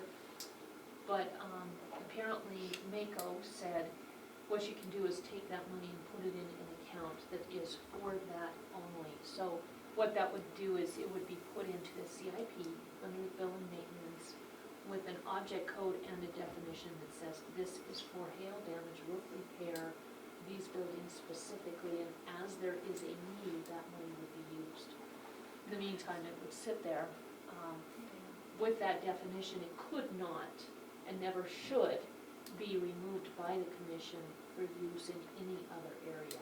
It is specific to roof repairs per. For hail damage. Yeah. So if we have another storm Because that they, actually damages the buildings, Yeah. so so then do they come back, well, we already paid you for this, but you didn't do it then, so now we're not gonna pay you for it again? probably, yes, probably. So we have to spend $1 million replacing roofs that have no damage.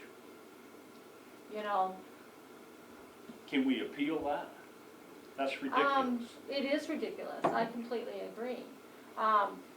From what I understand, just talking with David at Mako, you can turn it back, but the damage, they've said the damage is already there, sustained. So, again, if you turn it back and you know, they find the damage, it's a catch-21, you know, The really. damage isn't there. I'm not a claims adjuster, so, I mean, I'm not gonna get up on the building and look, and I know you're a contractor. But, you know, I don't know what they saw, I don't know, you know, what the claims people were doing, you know? Well, I don't think they must have looked at them in the dark at night, because I don't know where they saw damage. And the thing is, to me, that's ridiculous to go, I mean, you're gonna go up there and spend all that money to put a new roof on that roping barn up there, that's ridiculous. I agree. The same thing with all the buildings in the county yard. And I don't think that Mike, in his talks with Mako, would advocate for us doing repairs that don't need to be done. If something happens in the future, we have that money in an account for repairs to those roofs. So if there is something that we don't see right now and there's a leak that develops in a year, we have the money in an account per Mako, go ahead and take care of that issue.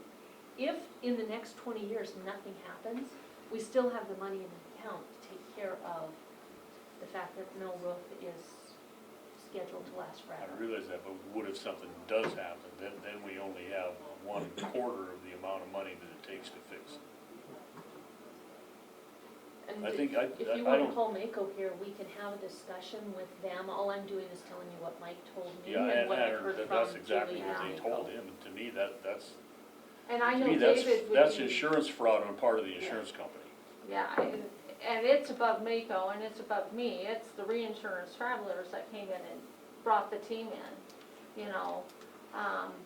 Whether, you know, like, they asked Brandon, who, you know, the other buildings, I mean, they wanted to look, probably because other counties had had all this damage too, And if they would have bypassed Broadwater, then they would have, you know, and something would have been bad, they would have said, well, how come you didn't check ours, you know? That's probably why they did. But, yeah, I mean, David would be more than happy probably to come and visit and kind of go over, you know. Well, I think that'd be a good idea, because I don't wanna, number one, I don't wanna spend the money and time replacing roofs we don't need to replace. Yeah. Number two, I don't wanna get stuck with a hailstorm in 2 years that comes and wipes them out, and they say, we already paid you for that. Well, there was no damage. I'll call him and have him set up, Okay. okay? That would be All great. right, yeah. I'm not gonna speak for anyone else, but I'm gonna say the three of us are not happy about this. You're clearly not happy about No. this. Mike Myers is not happy about this, and I dare say Mako is probably not happy about this. They weren't, No, you know, I but wouldn't it was the imagine. situation and, So how do we make it work the best it can if we're forced to do this for Broadwater County? And yeah. that may be where we're at. No, I'll definitely give him a call and get listed on the schedule. All right, Thank you. Yeah, he was more than welcome to do that, so, thanks, Julie. yeah. Any other questions? All right, so, did we already have the vote? Yes. Nope. Talked about it, but haven't voted. Did we have a motion and a second yet? Don't see any motion either. Okay. Give a second. Oh, let's see, we did. Yeah. Did we vote? Policy renewal? Okay, yep, we did. And we voted? Yeah, Oh, we just had perfect. so much conversation afterwards. Okay. I had to go. Julie, it's nice to All see right. you. Thanks for all you do for us. Thank you. And I'll get a hold of David, Okay, so, thank all you right. very much. Thank you. All right, we are a little bit early for Doug.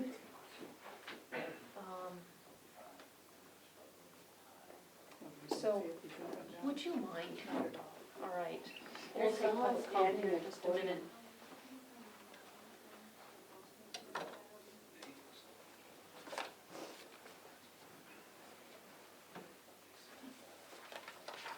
You can comment, Tim? We'll take that in a couple of minutes, because we already finished the vote, and now we are on to a new subject item.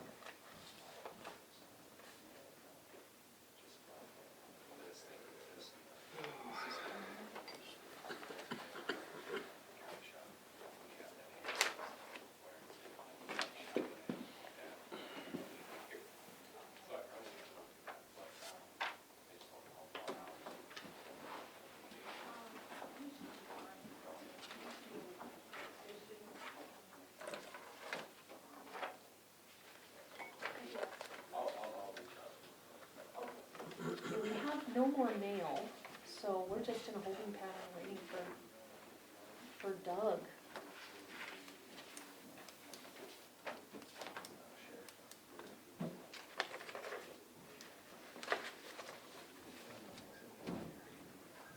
And he's not late, we're just early.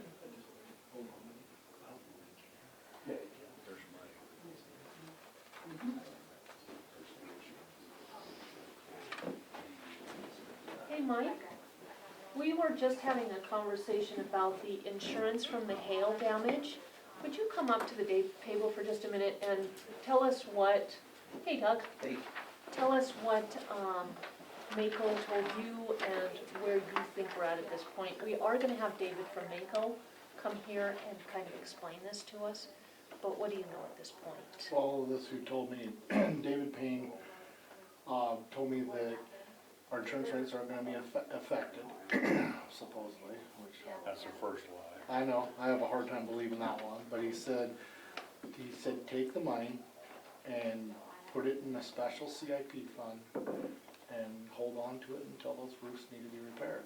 Because I also asked him, if we don't have them repaired and you get a water leak, are you gonna cover, is the insurance gonna cover the building if there's any water damage inside? And he says, yes, it's a separate claim. Nice, good to know.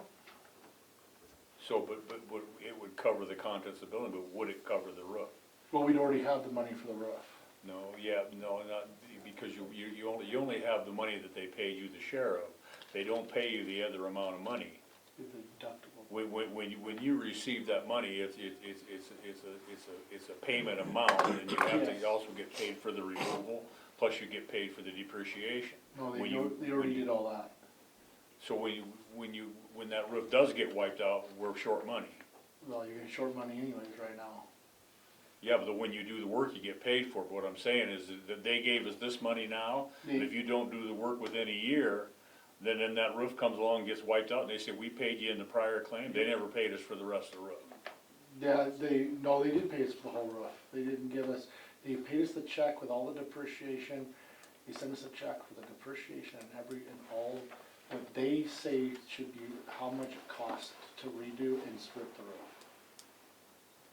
What about disposal? And disposal, all of it. Everything's covered, Everything is, everything on those checks are completely 100%. What they came up with for removal, replacement, and everything. Brandon has something. So my only concern, is like, so we had a hail damage, patrol car, well, several, we've got 3 that we haven't got fixed yet, 1 got fixed. The original estimate and check that the insurance company, issued was $12,000. However, when the, patrol car went in and got fixed, I think, nice to have those new aluminum cars, but, it ended up being 18, so we got it fixed. The insurance had to then issue another check for the other 4,000 or 6,000. They're saying they're not gonna do that. No, okay, so they did for the car, so my concern is, because, you get an estimate for a roof, and then, you get it fixed, and then it comes in, this much more, my concern would be, are they gonna, cover that, or is that gonna be on the backs of the county? That's on the backs of the county. Okay, so I just wanna make sure those were covered, and maybe the reasoning why. Specifically for the sheriff's office, if they're saying the roof is damaged, which, I was up there, and I don't recall seeing a whole pile of it, but I don't know what I'm looking for, other than a couple little dings here and there. But my concern is that they say it should be about this much, they issue a check for that, but then, you get it fixed, and, they found these issues that were damaged there too, and now we're not gonna get compensated what would affect my budget, and I guess I'd wanna know why they wouldn't give you the correct amount, outside of that. They have their scale, they're just told, what David Payne told me is that there's no additional money. It's just they do their scale, how much they how much they give for replacement, and they give you take the depreciation plus the deductible off of it. So, but the thing is that if you take that money and you put that away, Yep. and then it's 5 to 8 years down the road, the price of steel is doubled. Yeah, they're correct. So now you're out that, because the storm happened 5 to 8 years down the road when the price of steel was there, but they paid us the price of steel today. But there's no damage on the courthouse roof at all, There's no damage to any of the buildings. Any of the roofs. Other than the search and rescue. Yep, I know, so that's why I'm like, that's why David Payne says there's no damage, there's not gonna be any leaks, and so I just don't know what to do at this point with that. Well, the problem that I have with it is that further down the road, the money that they gave us is not gonna pay for what's gonna get damaged. I agree with you, and I had this conversation with 3 other people at Mako, and they just keep saying, keep the money. I've talked to you about that Yeah. a couple times about it. We can bring Mako in here and have him talk to you about it too, because I'm kinda beating my head up against the wall now, because I just don't think that we should have had any of the money given to us. No, other than the search and rescue building, none of it should have came at all. Exactly. I don't think we should have got anything. I think we should have gave the money back, but they said they're telling me not to take them, to not give the money back. It's your guys' decision, and it's also between you and Mako now at this point, because I don't know what to do on this anymore. And I don't think the roofs need to be replaced. So if we just did the search and rescue building and sent the money back, did he say what would happen then? Nothing. And I asked him the same thing. And I also asked him, okay, so if we sent the money back and we have a hail damage and we do have to replace one of those roofs in, like, say, 2 or 3 years, are you guys gonna cover it? And he said, yes. I mean, I don't know what else to do at this point. I've had a lot of conversations with Mako on this. I think we need to have a conversation, based on what Julie just said, we have another little piece of information. If that would be a separate claim, we need that in the minutes, we need it on video. And we need to ask him to clarify Julie's And I think that interpretation if they're as gonna well. do that, then they need to give us a written statement, say that if we have another hailstorm that actually damages this roof, that they're gonna pay for Yeah. Yep, I agree. it, fully. yep. Or not, we I need to mean- know what the expectations are. You and I went around to all these roofs and we couldn't find anything. No. There wasn't any hail dam, I mean, a couple of little dings here and there, but that was it. I mean, it was very, very, very minimal. Brandon had something else. Come on up to the podium if you would. And as far as specifics, I don't think we can solve your vehicles or any of these roofs right now with you. All I wanted you to do is come forward and share with us what you had already told. So for us to just go around in circles is gonna do nothing about solving any issues. So let's wait till David Payne gets here, and then, like you said, getting something in writing, I think is important. Knowing what we can expect, knowing what the best move forward is. Right now, we have 2 experts, but as far as fixing the situation, it's not gonna happen right now. Go ahead, Brandon. I agree with that, but the only thing I would maybe suggest, and, you know, on the sheriff's office building at least, can we ask for a reassessment of the damage and have you guys all maybe walk around and say, explain what your damaging, you know, is, and what your protocol is for, you know, how many hail dings, so many square feet or whatever they do. I just, you know, feel like, I think they should know that to you guys, maybe a reassessment of all that, so, just a suggestion. Thank you. And the courthouse, I think, got missed for the most part. Yeah. In the sheriff's department. Because, I mean, there's not even, there's like maybe one ding in all the coils. You know, of course, there's hill guards, but they're not showing any, I'm not seeing anything on top of the units or anything. There's no dents, anything. There was one, was from an old hail damage on the top of a tin exhaust Yeah. that we saw, Yeah. but that was about it. I think that was old. You don't see any bruises in the rubber, you know, that are newer. There was a few bruises, but they were old. So I don't know what else to do on it. That's why I threw it to you guys. Yeah, which I appreciate. Yeah. No, we'll get David Payne here and get more answers, clarification, and then move forward. I just don't see how they can adjust roofs when there's no damage. And I'm sure they did this to a lot of the other counties. Yeah. I just don't see how, I just feel weird about taking the money. That's why I told Michelle just to hold on to it Yeah. until everything got figured out. I don't know what else to do anymore. Yeah, thank So- you. All right. Appreciate it. Thanks. Welcome. All right, Doug Ellis, clerk recorder, treasurer, superintendent of schools, elections administrator, that's you. Request for school informational sign in courthouse. So was Jennifer gonna join you? Vanessa.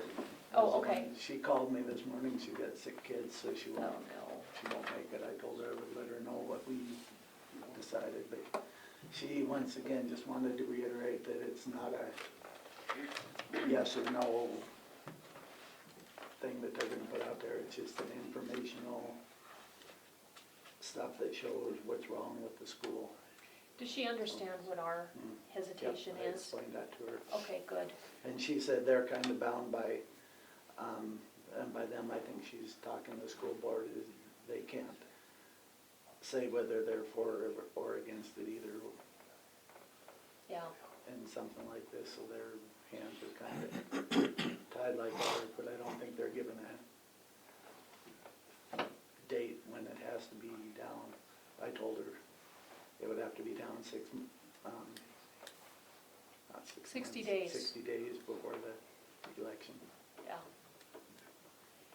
Is Yeah. it 60 days prior to mailing the ballots or 60 Right. days prior Yeah. to the actual vote? Prior to mailing the ballot. But those go out 45 days, so, right? Yeah. it So would- the 60 yeah. days covers 60, that oh, as well. okay. Yeah. So I shared Eric's email, I did not bring another copy, but basically he reiterated, just make sure that if you do it, the signage is gone 60 days before. You guys got that already? And what is the date of the election? Oh, boy, it should be May, and I look, check the calendar here. May 5th. And I think your response was, they'd have to be Wednesday, March 6th, to respond, or did he put that in? But I haven't given her a date yet, I just told her it Okay. would be 60 days, but we, yeah, I think I sent it to you in an email, but I didn't bring Yeah. that with me. Yeah, I just, Yeah, fell out of my head. It doesn't give them much time. no. I was thinking it was in February that it had to be taken down, but Now that you say that, I do recall that from your email. But we can recalculate that with the information we have. yeah. Yeah, because I didn't go by the date of the election, I went by the date that the absentee ballots would be available, because when we mail them out, they're also available to, if you have a late registrant come in, then the ballot would be available to him, so just rather be safe than sorry. I agree, yeah. Yeah, And I can't remember what day the ballots had to be. In the back of my mind, I'm thinking it was September 24th yeah, of, February. not of February, no, that would be stupid. Probably I'll have mid-March to double somewhere. check, yeah. Okay. Yeah, I was thinking I it would think was, you would probably, if you allow it, you want it down at the end of February. Just to be safe, yeah. yeah, and I can get that date for you, it's just I didn't, Yeah, I was gonna look it up this morning and we were 3 people short, so I didn't get much time this morning. so the question is, I think there's 2 things we need to do. One is we need to agree that we're going to write a letter to the school board and explain to them what the issues are with the Commissioner of Political Practices. And regardless, because even if we say yes, it still has to be removed 60 days prior. If we say no, then we need to explain that in a bit more detail. So I think the letter is the first piece, because we want them to understand why. And then the second is, do we want to allow the school to put up informational signs up until that 60-day before the election timeframe?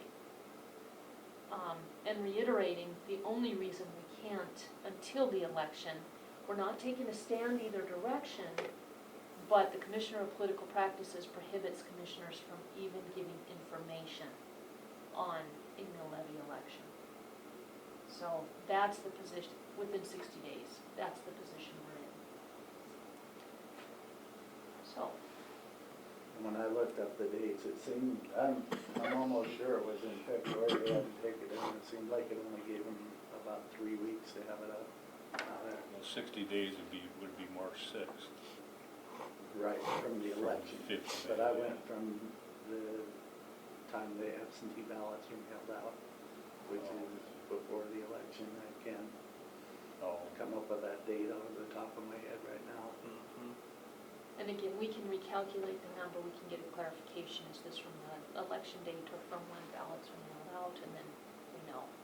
That should also be in our letter to the school board regardless of our decision, so that they understand Yeah. the position we're in.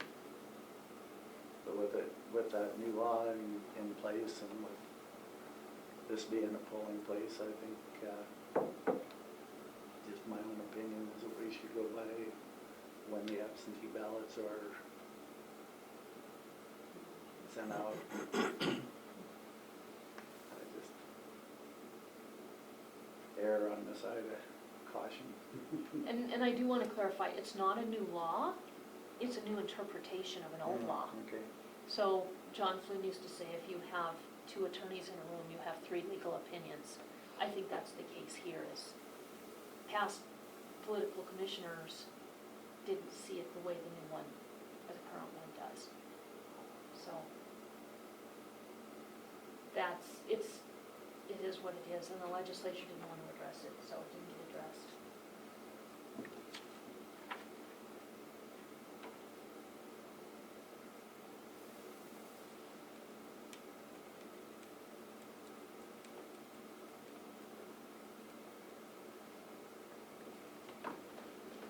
I'd be in favor of letting them put the easel on.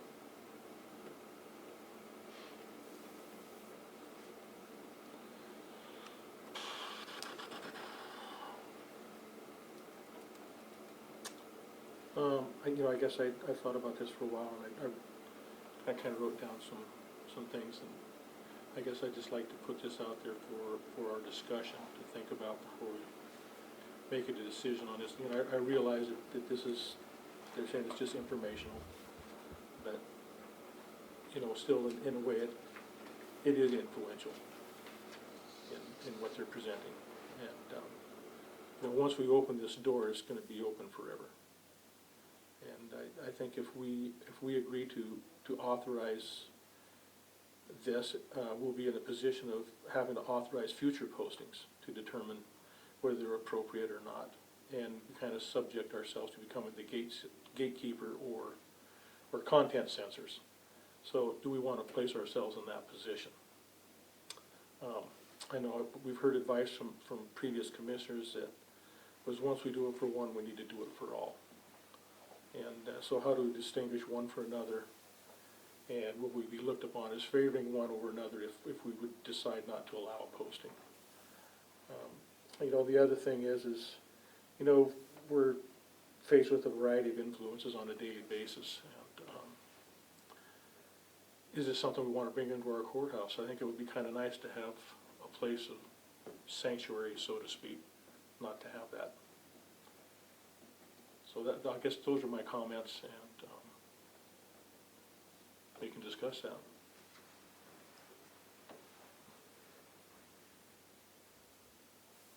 My opinion actually takes your comments, but I sit on the other side of the fence. The courthouse is the center of how the county moves forward in the future. And when you talk about the future, you have to consider the future as our kids.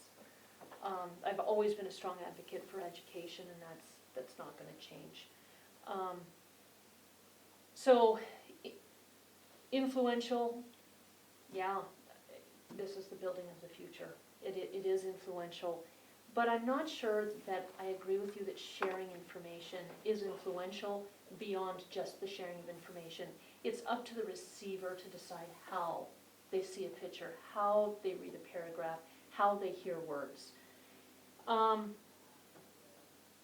And I do think it opens a door that I think is a good door for us to go through. And I'm going to defer to what we all know and have talked about multiple times with Bill Jarocki, multiple people who've come to talk to us about the budget, and that is, if the sheriff's department wants more money, they have to do a mill levy. We're all aware of that. We've had a dozen or more conversations about it.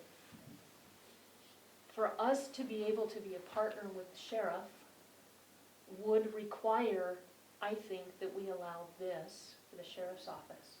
If we say no to the school, and you're saying this is a precedent-setting decision, then that means that we say no to the sheriff. And in the future, that could be seen as the commission is not trying to work with the sheriff. That's the last message we want out there, because if you look across the board, everything this commission has done is to try and work with the sheriff. I want to perpetuate that into the future. I want to continue that into the future. So in my opinion, what you do for one, you do for all. Yeah, it would be for the school, for the hospital, for the weed department, for the sheriff's office, etc. We don't have to take a stand. Doug isn't taking a stand. but we are allowing people to get information. And we have very few avenues of communicating with the public in this county right now. I think we should be looking for every avenue we can to communicate truth. It's just not getting out there. So I agree with Mike. I think we should do it. I think we should set a date and communicate with the school why that's there. Doug, do you have a thought as a fellow elected official You and kind of part of touched the on what I leadership? was thinking of is, you know, with the mill levy for the sheriff, or mill levy for hospital or weed or whatever comes up. If you get the information out there for the people to look at least they know what's coming up, and it gives them a while to form their opinion and go through the pros and cons and see if it will work for them or if it won't. So, yeah, but anything that goes on the ballot, the sooner people can be informed that this is gonna be on there, then they have that much more time to think about it, talk it over with their families, and see what everybody thinks. Yeah, it's a tough, you know, it's a tougher call for you guys than it is for me. But yeah, it's just informational. If nothing else, I think it gets it on people's minds. I understand that, and I think we all tend to lean toward the sides of the good things, you know, like, yeah, Right. sure, we wanna, you know, get the information out for our school and for our sheriff and all those things. But what if it's something that's not? Something that, I'm not gonna say that we disagree with, because then we put ourselves in that position of being the censor of that. But if it's something that's not great for our community and they wanna, how would we say, no, we think that's appropriate, because we've already opened that door now? How do we, you know, I guess that's my concern. What would be an example, and we're gonna have a discussion here, Shirley, so I'll have you wait for a while. So, all we're talking about is the county right now. So if there's a state initiative, that's a whole different monster, whole different laws that govern that. If it's a individual group that wants to push something, that's also totally different, that's on them. All we're talking about is county agencies, political subdivisions, that kind of thing. That is all we're talking about. So what would be an example? So you're saying it wouldn't include some civic group or something like that wanted to put something in here? No, this has nothing to do with that, and neither does the law that the Commissioner of Political Practices is interpreting his way. All we are talking about is a mill levy election for a county mill. Well, I mean, if it's specific to that, you know, I tend to agree with you, but if it's something outside of that, then Then that's a separate issue, and it has no bearing on this and no precedent that you can take this and wash it into either a Marcy's law or the, what was it, 186? Those are totally separate from this because they were state initiatives.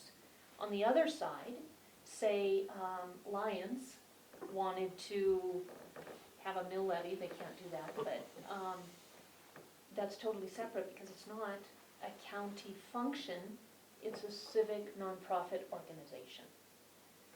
So there's no difference, there's no comparable to those two things and what we're talking about here. All we're talking about here is what the Commissioner of Political Practices is dealing with is this one law. And as you know, state law cannot, by the Constitution, cover anything more than one subject. So that state law is how do commissioners deal with a mill levy election that's going to be on the ballot that comes before them. That's all we're talking about.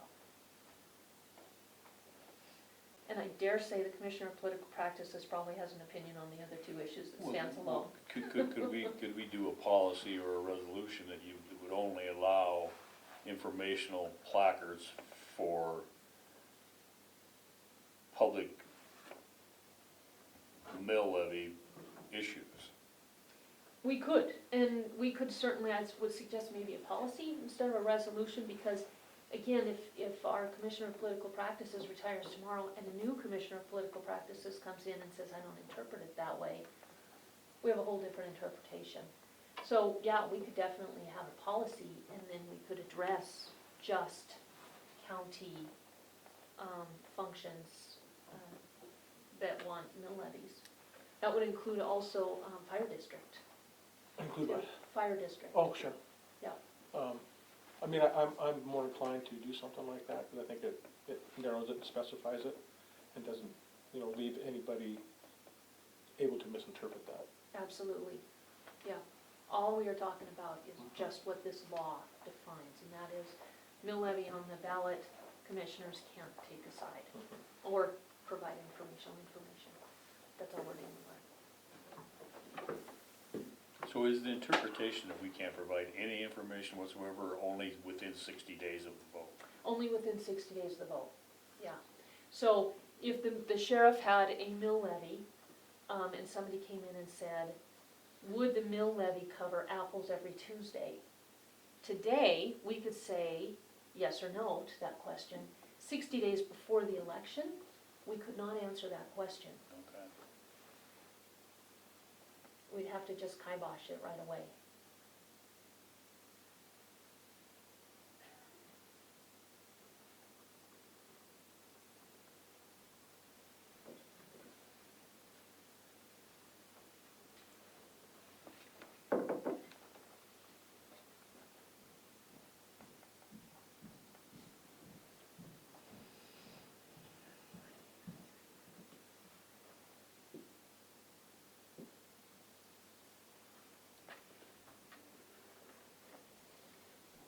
So are you looking for a motion then? Yeah, I'm looking for two, whatever you guys think on the second.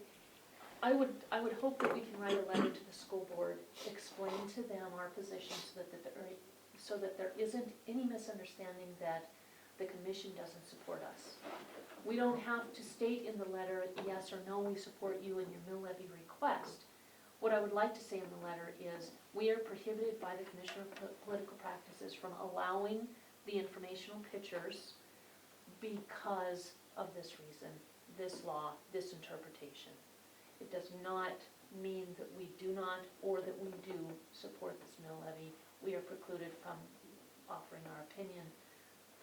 We appreciate the information we're going to or going to not allow pictures. This is the reason, and that's all I want from the letter, is for them to have a full understanding that this is not of our driving, but a requirement put on us. I'll make the motion to send a letter. I will second that. All right, it's been moved and seconded to write a letter to the school board explaining our position and the parameters that were held by the Commissioner of Political Practices. Is there any public comment on that? Sending a letter, public comment? Is that a yes or a no, Shirley? Or are you thinking? I would just like to make a statement, and I have a question. Is this on the letter? Is this the motion? Send the on letter. What's that? Send a letter. Okay. So all those in favor of the letter, please signify by saying aye. Aye. There's Aye. more public comments. More, so with the letter, if we go ahead and write a draft, can you guys send some edits or okay, I approve, so that we can get it to the school board ASAP? No. Okay, and I'll set a goal of Wednesday or Thursday to do that? Okay. All right. So, then now we need a vote on, will we allow the pictures to be in the courthouse to the date that Doug determines based on the law and 60 days prior to either the election or ballots going out.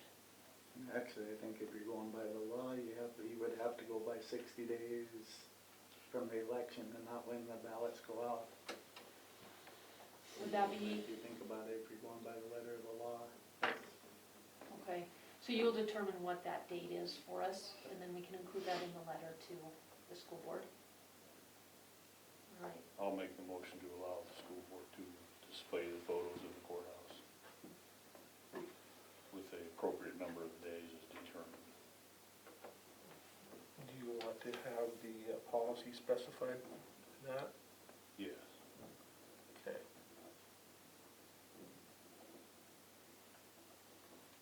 Yeah. I'm not sure of the wording of that policy, I guess we'll have to Right. kind of talk about that. But I think we're on the same page as far as for making sure that it's specific to that. Yeah. So we could do, with this vote, we could parallel a policy to be on the next agenda that would clarify future abilities.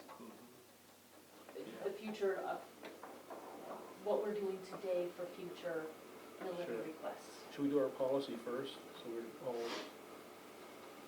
can agree with the policy and then? Let's have a second on the motion and then have some more discussion, how's that? So will you second the motion at this point? I'll second the motion for discussion. Okay. So, if we wait on the policy happens next Monday, May 20th. What I would like to do is maybe have a third vote and that be the policy. So the second vote that Mike has just made is allow the school to bring in the pictures, they can bring them in tomorrow. And then because they have such a short time. Then we do a policy that mirrors what we discussed today. Policy said this only applies to separate political subdivisions or county departments or county, like the school or the hospital that would be running a mill levy. The only entities capable of running a mill levy, and these are the parameters per Commissioner of Political Practices and this particular statute. What do you think? I guess I'd like to have a policy in place first, so that we know what we're guiding off of. So, if they have to wait an extra week, is that, it's not the end of the world, right? No, it's, I mean, I understand they wanna get it here as soon as Right. possible. yeah, But- but the election being in May, if they have to have it out, if we go by the law and it says 60 days before the election, if the election was May 5th, then 60 days would be, give or take, March 5th, depending on. So we can still do that all Monday, right, if we get our policy in place and then, I appreciate what you're trying to do, and I'm certainly for the policy. I don't think the policy matters for this particular vote, and I would be inclined not to support waiting a week. So if you guys are, if Mike wants to accept your friendly amendment, to wait on the policy, then that is up to Mike. If Mike decides not to accept your friendly amendment, we'll bring it up to a vote and allow the school board to bring in pictures, right away. So Mike, not to put pressure on you, but I'm gonna put pressure on you. I don't have a problem waiting a week for the policy. I think that'd be appropriate. Okay, so then the motion is to allow the school to bring in their pictures next week after the commission approves a policy defining how others pursuing the levies will follow. Is that clear? Yep. Okay. So that motion has been made and seconded. Is there any public comment? I'm probably gonna call point of order here, but because we have now 3 decisions being made separately, I was kinda on the letter side, but being we're there. My name is Tim Ravendall, Broadwater County resident, and I'm also serving Broadwater County as an election judge. What we're talking about here, and everything is wrapped into one big package here, if you really get down to the bottom line, we're talking about electioneering. That's the concern, that's the interpretation of the Commissioner of Political Practices, that's part of the Secretary of State, et cetera, et cetera. One of the things I'm concerned about, and I guess I will echo the concerns raised by Commissioner Folkberg, where if we open up the door and do not have a process, again, I think it was brought up earlier, where if the new Commissioner of Political Practice comes in and says, well, I interpret it a little bit different, and for example, if Broadwater County is going to do a mill levy change on BCDC or any other entity that is not directly part of the school or the direct local government, in other words, a nonprofit organization is part of this, that is a slippery slope. And myself personally, watching what happens for years, I think it's really important to make sure that we're keeping on top of the table here the electioneering concern, because certainly that does have influence on not just the financial side with mill levies, but it gets right down to elections of individuals and offices. So with that, again, call me a point of order out, too far out, but that's okay, because I think it's something that you guys need to have on the plate. Thank you. Any other public comment? I'm Shirley Wilson. I have a question. Do absentee ballots go out ahead of the 60 days or within that 60 days? It would be within that 60 days. Within the 60 days, okay. I think I have to agree with Mr. Ravendall and Mr. Folkford. I think that, for one thing, the pictures that are on the posters for the school are influential and they are not two-sided. I think by allowing those in the courthouse, you're promoting their cause. There should be the other side also, so perhaps you should notify those people who are not in favor of the new school to put their pictures up and their explanations also. There are two sides to this issue, and there will be to any other issue that might come before the commissioners to put propaganda, if you will, in the courthouse. There are other public places in the county and in the city that perhaps would be less adversarial. Thank you, but I do agree with Commissioner Volford. Thank you. Thank you. Another public comment, Tim, please state your name. One last time, Tim Ravendall, Broadwater County resident. One of the things that hasn't been brought up in this discussion on this particular issue is what is going to happen with either, if you can look at it positively or negatively, RY timber. That school to be built on the backs of the taxpayers and or however you want to look at it, we have a history of the school system reduction in enrollment, and now with this new development with the lack of timber base on our local infrastructure is going to be possibly or probably leaving, that's going to really displace a lot of the revenue that comes in for that purpose. So again, I'm not trying to promote or demote, but it's something that weighs in heavily on this issue, and there I'll just button my lip on that one. Thank you. Thank you. Any further public comment? Public comment? All right. All those in favor of the motion, please signify by saying aye. Aye. Aye. Motion carries. So one of us can also draft a policy, and if we can work on that also via email to have it for the book for Wednesday. And I think it's important to make sure that we understand as a unit here that this has nothing to do with how we build the county budget. So making decisions about the floating mills that we have, that is not part of what we're discussing. And I think that there was some confusion with Tim on that particular issue. All we are talking about is county agencies that can go out for a mill levy. And I think we can never, and this is something also that I will want a new policy is, this is not us against them. We cannot, as a commission, ever get into us against them. We are one county, and we should be standing united as one county. And when we keep in mind that there are 6,000 citizens in Broadwater County, I think it's easier to remember we are one county. So, any further thoughts on either of those topics or anything else you guys have for the good of the order? Updates? Anything from you, Doug? All right. So it is 12:30, and we can go ahead and recess. Till 2:30.